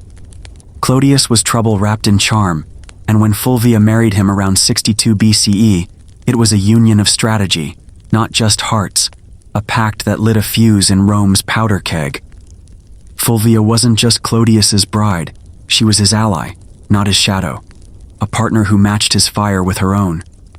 Together, they were a power couple, plotting in their grand villa, their voices carrying over the din of a city teetering on collapse. She didn't sit quietly at home. She stood beside him, whispering tactics, rallying supporters, her sharp mind as vital as his bold tongue. When Clodius pushed laws to feed the poor or defy the elite, Fulvia was there, her wealth and nerve fueling his campaigns. Their marriage was a partnership of ambition, a dance of power that shook Rome's marble halls, with Fulvia as much a force as her husband in the streets below. But Rome's chaos was a blade waiting to strike. In 52 BCE, Clodius met his end on the Appian Way, cut down in a bloody clash with his rival Milo's men. A blade pierced his flesh, and Rome's rebel fell, his body left in the dust of that ancient road. The city reeled, but Fulvia didn't falter. Her grief was raw, yet it was also a weapon. She turned Clodius's funeral into a spectacle, a spark for a riot that set Rome ablaze. Picture her, veiled but unbowed, leading his body through the streets, her tears rallying the mob. The plebs, enraged by their champion's death, stormed the Senate House, burning it to ash in a fury Fulvia helped ignite. Her grief wasn't quiet. It was a roar, a call to chaos that echoed her husband's spirit. That fire showed Fulvia's strength, her ability to turn loss into power. Clodius's death was a shock, a brutal end to their shared rebellion, but it didn't break her. She was no widow to fade into mourning. She was a storm-gathering force. Her next move would prove her resilience, as she stepped into another marriage, another alliance, ready to wield influence in a republic crumbling faster than ever. Let's follow Fulvia to her union with Curio next, where her ambition burned on, undimmed by grief, in a city where power was the only language left to speak. With Clodius' blood still staining the Appian Way, Fulvia forged a new path, her ambition undimmed by grief. Enter Gaius Scribonius Curio, Caesar's flamboyant champion, a young noble whose charm and daring made him a star in Rome's chaotic firmament. Curio was a peacock among senators, his speeches bold, his loyalty to Julius Caesar a blazing flag in a city split by rivalries. When Fulvia married him around 51 BCE, it was no mere romance. It was a bridge to Rome's next battle, a strategic alliance that tethered her to Caesar's rising power. Their union was a calculated move, tying Fulvia's wealth and nerve to Curio's audacity, a partnership poised to shake the Republic's crumbling foundations. Fulvia didn't just stand by Curio, she was his partner in the political fray, rallying the masses for Caesar's cause with a fire that matched her late husband's. Picture her in Rome's crowded forum, her voice cutting through the din, urging the plebs to back Caesar against Pompey's elite. She wasn't a silent matron spinning wool. She was a force, channeling her resources and connections to fuel Curio's campaigns. When he pushed Caesar's reforms or defied the Senate, Fulvia was there, her sharp mind shaping strategies, her presence a reminder that she was no mere widow, but a player in Rome's deadly game. Together, they stirred the city, their alliance a spark in the powder keg of civil war. But Rome's wars were merciless, and Curio's star fell fast. In 49 BCE, sent to Africa to secure Caesar's interests, he met his end in the burning sands of Numidia, cut down in a rout against King Juba's forces. His death was a blow, swift and brutal, leaving Fulvia widowed again, her second husband lost to the Republic's endless strife. The news reached Rome like a cold wind, yet Fulvia stood firm, her resolve as unyielding as the city's walls. She didn't crumble under sorrow, she turned it into steel, her eyes already on the next move in a world where power waited for no one. Twice widowed, never broken, Fulvia emerged stronger, her heart scarred but her ambition ablaze. Curio's death was a tragedy, but it didn't dim her fire, it honed it. She was a woman who thrived in crisis, her adaptability a weapon as sharp as any sword. Rome was fracturing, its streets alive with the clash of armies and ideals, and Fulvia was ready to step into its heart once more. Her next alliance would be her boldest yet, a marriage to a man whose name would echo through history. Let's follow her to Mark Antony next, where Fulvia's power would reach new heights, her audacity reshaping Rome in ways even she couldn't foresee. In the turbulent heart of Rome's unraveling republic, Fulvia found her match in Mark Antony, Caesar's lion, a man as bold as he was flawed. Antony was a force of nature, broad-shouldered, silver-tongued, with a laugh that could fill the forum and a temper that could shake it. He was Caesar's right hand, a general whose victories in battle were matched only by his scandals in the streets, his love for wine and women as legendary as his sword. When Fulvia married him around 47 BCE, it was a merger of might and cunning, a union that fused her sharp mind with his raw power. Together they were a storm, two titans whose ambition could either save Rome or burn it to ash. This wasn't a marriage of quiet devotion, but a partnership forged in the fires of politics. Fulvia didn't just stand beside Antony, she shared his throne, her influence woven into every move he made. Picture their villa, its marble halls alive with messengers and plots where Fulvia opened Antony's letters, her eyes scanning dispatches before he did, her voice shaping his decisions. She gave orders in his name, rallied his allies, and wielded her wealth to keep his legions loyal. When Antony was away, commanding armies or chasing glory, Fulvia was his anchor in Rome, her will as iron as his. She wasn't just a wife, she was a co-ruler, her ambition the pulse that kept their power alive. Fulvia's reach went beyond the shadows of Antony's campaigns. In a stunning break from tradition, her name was etched in silver, stamped on coins struck in the eastern provinces, a Roman first for a woman. These weren't mere tokens, but a declaration. Fulvia was no silent partner. Her image, sometimes cast as victory herself, gleamed in the hands of soldiers and merchants, a symbol of her sway in a world ruled by men. She wasn't just managing Antony's affairs, she was carving her own legacy, her boldness a challenge to Rome's rigid order. The Senate muttered, uneasy at a woman whose power gleamed as brightly as their own. Their partnership was epic, a dance of fire and steel that thrilled Rome's streets and terrified its elite. Fulvia's cunning matched Antony's charisma, their union a force that could sway armies or spark riots. Yet, her influence stirred tension, a ripple of unease in a city unaccustomed to a woman so unapologetic. Rome wasn't ready for a woman this bold, her every move a defiance of tradition, her every word a spark that could ignite rebellion. The Republic was crumbling, and Fulvia stood at its heart, her ambition a beacon in the chaos, her love for Antony a flame that burned for power as much as passion. That ambition would soon place her in a role few women dared to claim. Let's follow Fulvia into her time as Rome's regent next, where she ruled in Antony's absence, her commands shaping a city on the edge of empire. her defiance rewriting what a woman could be.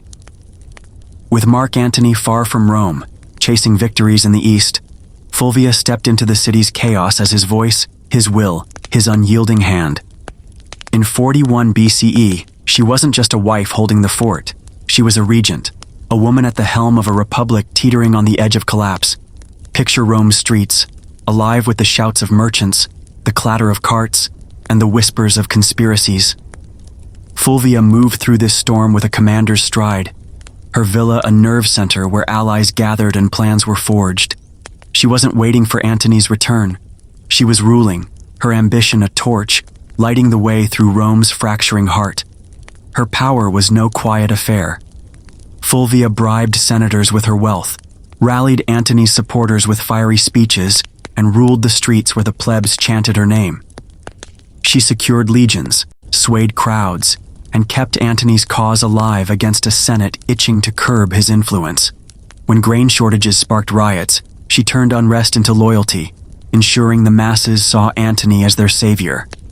Her actions were bold, relentless, a woman wielding power in a city that barely tolerated her presence. She wasn't just managing Rome, she was reshaping it, her every move a challenge to the men who thought they owned the forum. But her rule stirred storms of its own. Senators whispered behind closed doors, their pride stung by a woman who dared command where they debated.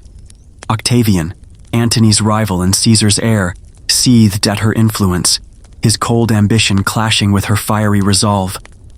The elite saw her as a threat, a woman dancing on Rome's crumbling stage, her steps too bold, her presence too loud. They muttered of tradition, of a woman's place, but Fulvia didn't bow. She met their glares with a gaze sharper than any blade, her defiance a spark in a city ready to burn. Like a dancer on a breaking stage, Fulvia moved with grace and grit, her every act a calculated risk. She saw the fault lines in Rome's power, Octavian's rise, the Senate's schemes, the restless legions, and chose to act, not wait. She wasn't blind to the war looming, the clash that would decide Rome's fate. With Antony's enemies closing in, Fulvia chose to light the fuse, rallying forces to protect his claim. Her boldness wasn't reckless, it was a gambit, a stand for power in a world where hesitation meant defeat. Rome trembled under her hand, and the stage was set for conflict. That conflict would erupt in the Perusine War, a brutal clash that would test Fulvia's resolve and push her to the edge of history. Let's march to that battlefield next, where she raised an army, defied an empire, and faced Octavian's wrath, her ambition a flame that burned bright, even as Rome's future hung in the balance. In 41 BCE, Fulvia ignited a fire that would consume the Italian heartland, launching the Perusine War as her bold stand against Octavian's rise. Rome was a fractured beast, its power split between Mark Antony, Octavian, and a restless Senate, and Fulvia saw the young Caesar's heir as a threat to her husband's claim. She wasn't content to watch from the sidelines. She took the stage, raising legions loyal to Antony and stirring the crowds with her unyielding resolve. Picture her in Perugia, a fortified hill town, her voice rallying soldiers and citizens alike, her wealth arming men to defy Octavian's growing shadow. This was no mere rebellion. It was Fulvia's war, a gambit to secure Antony's power in a republic tearing itself apart. Her role was nothing short of commanding. Fulvia didn't just inspire, she organized, brokered alliances, and sent Antony's brother Lucius to lead the fight. She moved through Perugia's streets, her presence a spark that kept the troops' spirits high, her defiance a banner against Octavian's ambition. She was no figurehead, but a strategist, her mind as sharp as the swords she funded. The crowds chanted for Antony, but it was Fulvia's fire that fueled them, her courage a challenge to a world that scorned women in power. She stood as Rome's rebel queen, her every move a calculated strike in a game where defeat meant oblivion. But Octavian's wrath was relentless. His forces encircled Perugia, cutting off food and hope in a brutal siege.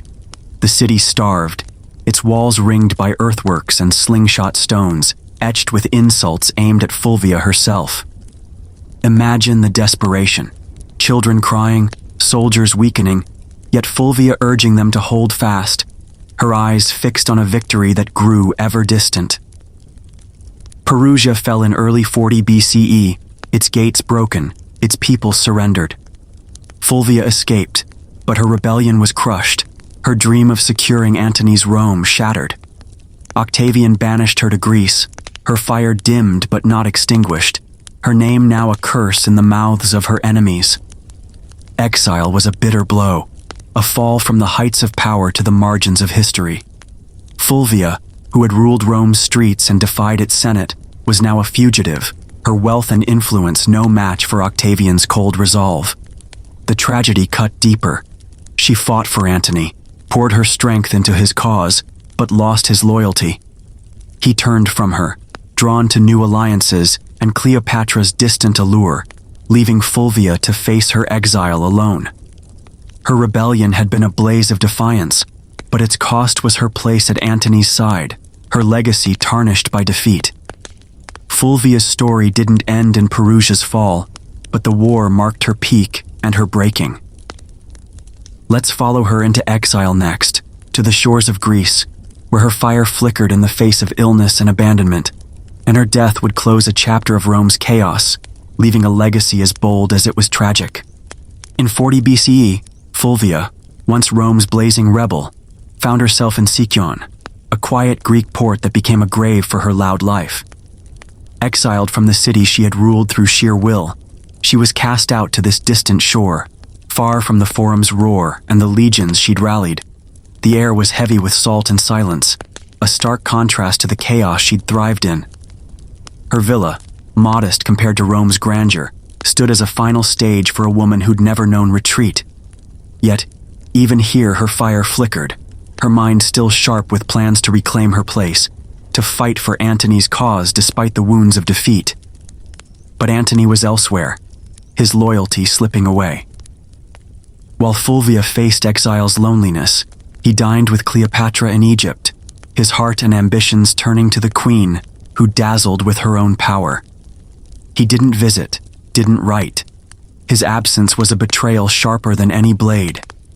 Fulvia, who had raised armies and burned Rome's senate with her defiance, was left alone, her sacrifices for Antony unanswered. The man she'd married, fought for, and lost everything to, had chosen a new path, leaving her to face the end without his shadow beside her. Her death came swiftly, a quiet tragedy in that foreign land. Whether it was illness, a fever that sapped her strength, or heartbreak, the end was merciless. Fulvia, who had outfaced senators and armies, succumbed in Sicyon, her body failing where her spirit never had. The details are lost, but the loss was clear. Rome's fiercest woman was gone, her fire extinguished before she could strike again. Antony, hearing of her death, moved on with cold pragmatism. He remarried Octavia, Octavian's sister, trading Fulvia's legacy for a fragile peace between Rome's warring titans. Her name, once etched on coins, was now a footnote in their negotiations. Yet Fulvia's mark endures, a flame too bright for Rome's shadows to smother. She was no mere wife or widow. She was a force who reshaped a republic with her audacity, her wealth, her unapologetic will. She led riots, raised legions, and dared to rule where women were meant to bow. Her death wasn't the end of her story. It was a pause, a moment where Rome caught its breath before grappling with her legacy. She burned through history, leaving scars and stories that outlived her.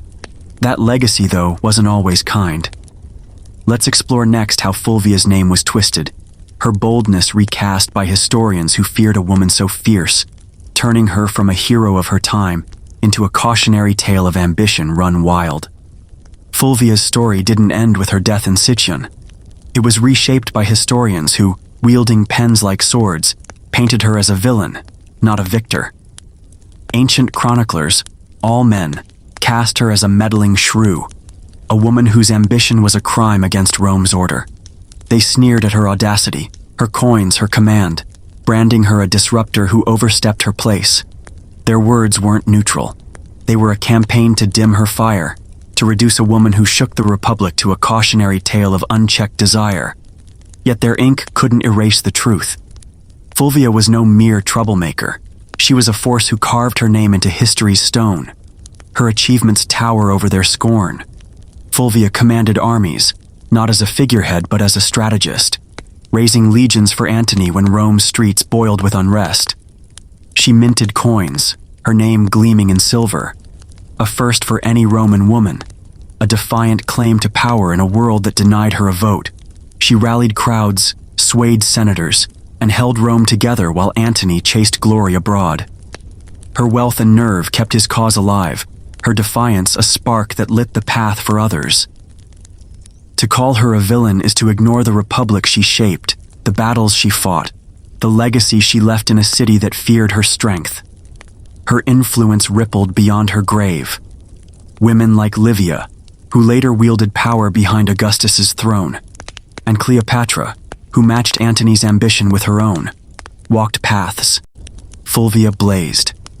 She showed what a woman could do in a man's world, her boldness a blueprint for those who dared to follow. Her story, though twisted by scribes, inspired whispers of possibility, proving that power wasn't bound by gender, even in Rome's marble halls. Today, we see her through a clearer lens, not as a pariah, but as a pioneer, a woman who defied an empire and paid the price, yet left a mark no historian could erase.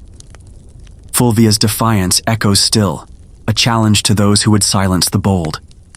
Rome tried to bury her in scandal, but history refused, lifting her name from the shadows to shine as a symbol of resilience.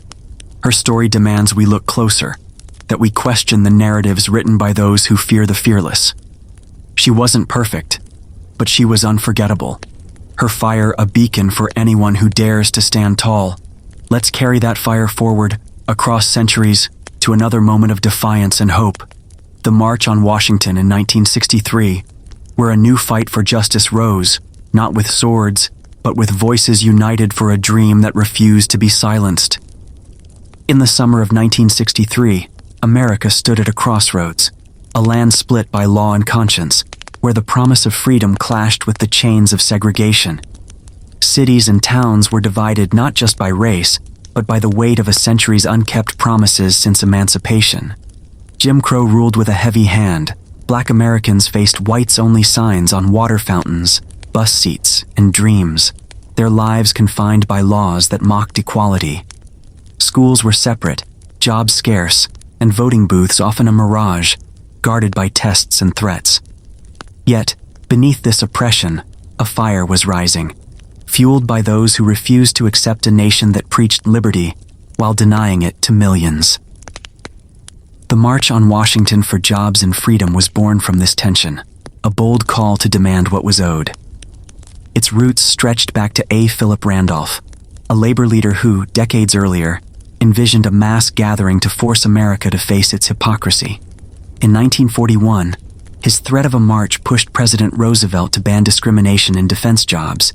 But 1963 demanded more, a reckoning for civil rights, for economic justice, for a country that could no longer ignore its own heart. Randolph's old vision found new life, carried forward by a coalition of activists who saw the nation's capital as the stage to demand change, not just for some, but for all. The march's leaders were a constellation of fire. Martin Luther King Jr., whose voice wove hope and urgency into every word. Bayard Rustin, the strategic genius who turned vision into reality despite prejudice against his identity. John Lewis, a young firebrand whose scars from beatings spoke louder than any speech. They, alongside others like Roy Wilkins and Whitney Young, united labor, churches, and youth, bridging divides to forge a movement. These weren't just names, they were voices of fire, each carrying the weight of countless stories, from sharecroppers to students, all demanding a seat at America's table. Their call wasn't polite, it was a thunderclap, shaking a nation that had grown too comfortable with injustice. Picture Washington, D.C., its marble monuments gleaming under an August sun, unaware of the tide about to sweep through. The march wasn't just a protest, it was a statement, a refusal to let another generation pass under segregation's shadow. 250,000 souls were coming, black and white, young and old, from cities and farms, their steps converging on the Lincoln Memorial. They carried signs, songs, and a shared dream, their presence a challenge to a government that preached equality but enforced division. The air buzzed with anticipation, a sense that history was bending, that this day might shift a nation's course. That day required more than passion. It demanded precision.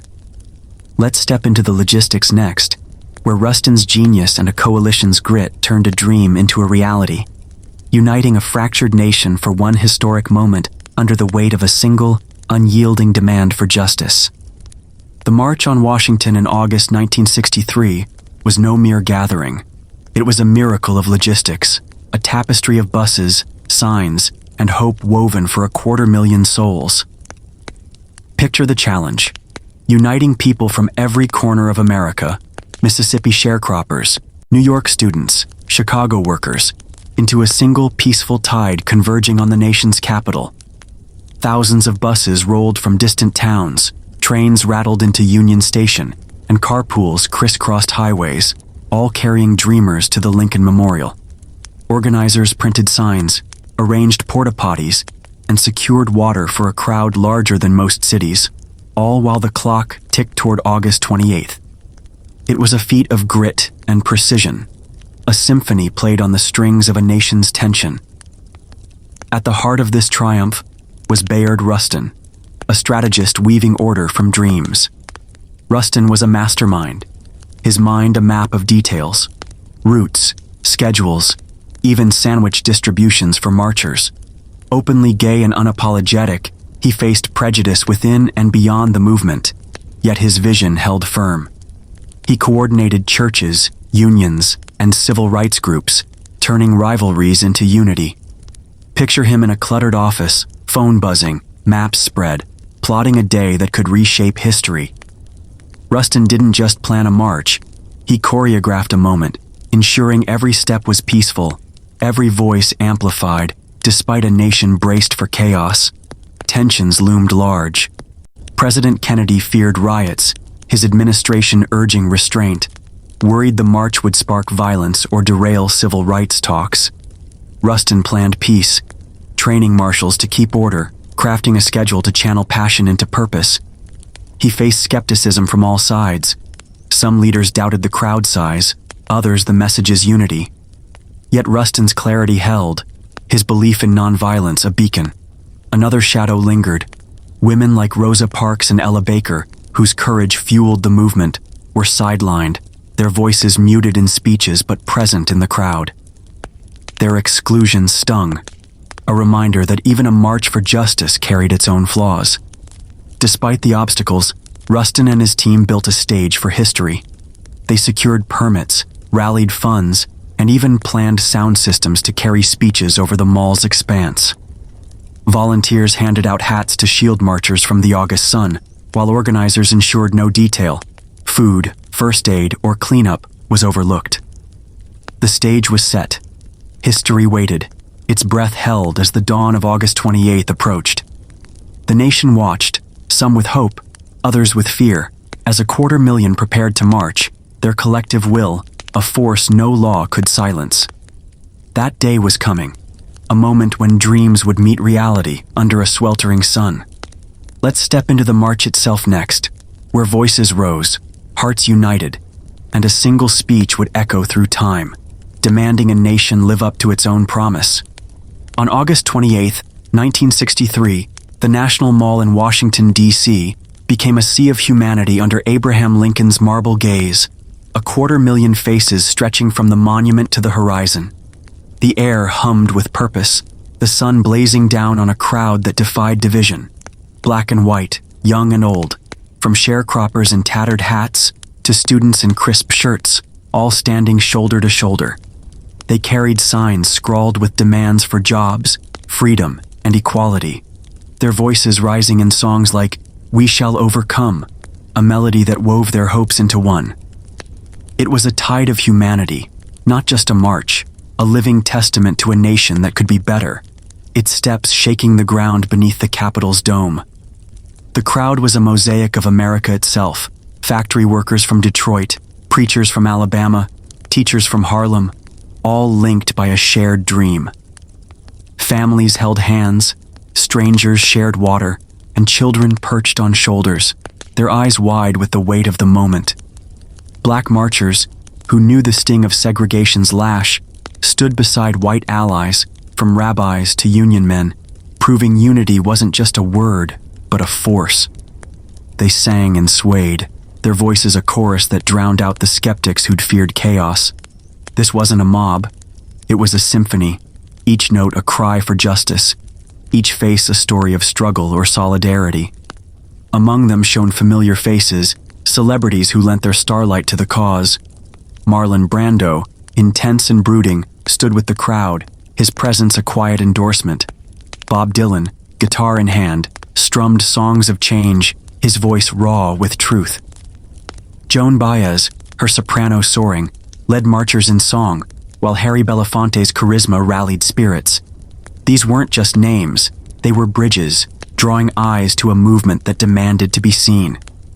Their presence turned heads, but it was the ordinary marchers, nurses, mechanics, maids, who carried the day, their courage the true spotlight under Lincoln's shadow. Against all predictions, the day was calm, a miracle of peace where riots had been feared. No bottles thrown, no fists raised, just a symphony of hope, orchestrated by Bayard Rustin's meticulous planning and the crowd's shared resolve. Marshals and armbands kept order, water stations hummed, and the mall stayed clean, a rebuke to those who doubted the march's discipline. The nation watched, some in awe, others in unease, as this sea of humanity proved that justice could be demanded without violence, that unity could outshine division. It was a moment that felt like history bending, a day when America faced its conscience. The stage was set for a dream, a speech that would crystallize this tide into words that echoed beyond the mall.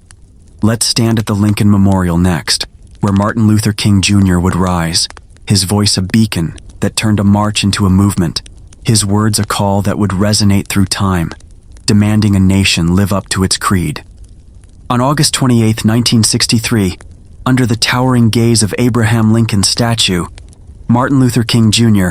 stepped to the podium, a preacher with a prophet's fire, his voice ready to ignite a nation's soul. The crowd of 250,000, a sea of weary travelers and hopeful dreamers, stretched across the National Mall, their faces lifted, waiting for words to match the weight of their march. King began his speech measured, his tone steady, laying out the unpaid promissory note of America's promise, freedom and justice for all. Then, like a hymn rising from a quiet verse, his words soared, weaving a vision that transcended the moment, each sentence a spark that lit the hearts of those who listened. The turning point came when Mahalia Jackson, the gospel queen whose voice had already moved the crowd, called out from behind him, "Tell them about the dream, Martin." Her urging, raw and urgent, pushed King to abandon his notes. He leaned into the dream, his voice rolling like thunder over the reflecting pool. Picture the scene, the sun blazing, the crowd swaying, as he painted a future where his children would be judged not by color but by character, where valleys of segregation would rise to tablelands of brotherhood. "I have a dream," he declared, each repetition a hammer striking the anvil of injustice, forging hope from pain. His words weren't just a speech, they were a covenant, a call for a nation to live up to its creed. He spoke of a world where black and white children could join hands, where freedom's bell would ring from every hill, from Stone Mountain to Lookout Mountain. The crowd hung on every word, their breaths held, their spirits lifted. King's vision was a tapestry of hope, woven from scripture, history, and raw human longing, its threads binding a fractured nation. His voice, rich and resonant, carried the weight of centuries, slavery's chains, segregation's scars, and the marchers' unyielding resolve. It was a sermon, a prophecy, a demand that America see itself clearly and choose better. When he finished, the crowd erupted, tears streamed, cheers roared, hands clasped across divides. Black marchers embraced white allies, strangers became kin, and for a moment, the dream felt within reach. The world changed, not in laws passed that day, but in hearts stirred, in consciences awakened. King's words echoed beyond them all, carried on airwaves to homes, churches, and corners of a nation forced to listen. The speech wasn't an end, but a beginning, a beacon that would guide the Civil Rights Act, the Voting Rights Act, and struggles yet to come. Salem's fear, Fulvia's fire, and this march's hope weave a single thread, humanity's fight to rise above its flaws. Let's close with their legacy, a call to carry truth, courage, and justice forward, from gallows to battlefields to dreams that refuse to fade, urging us to build a world where every voice matters.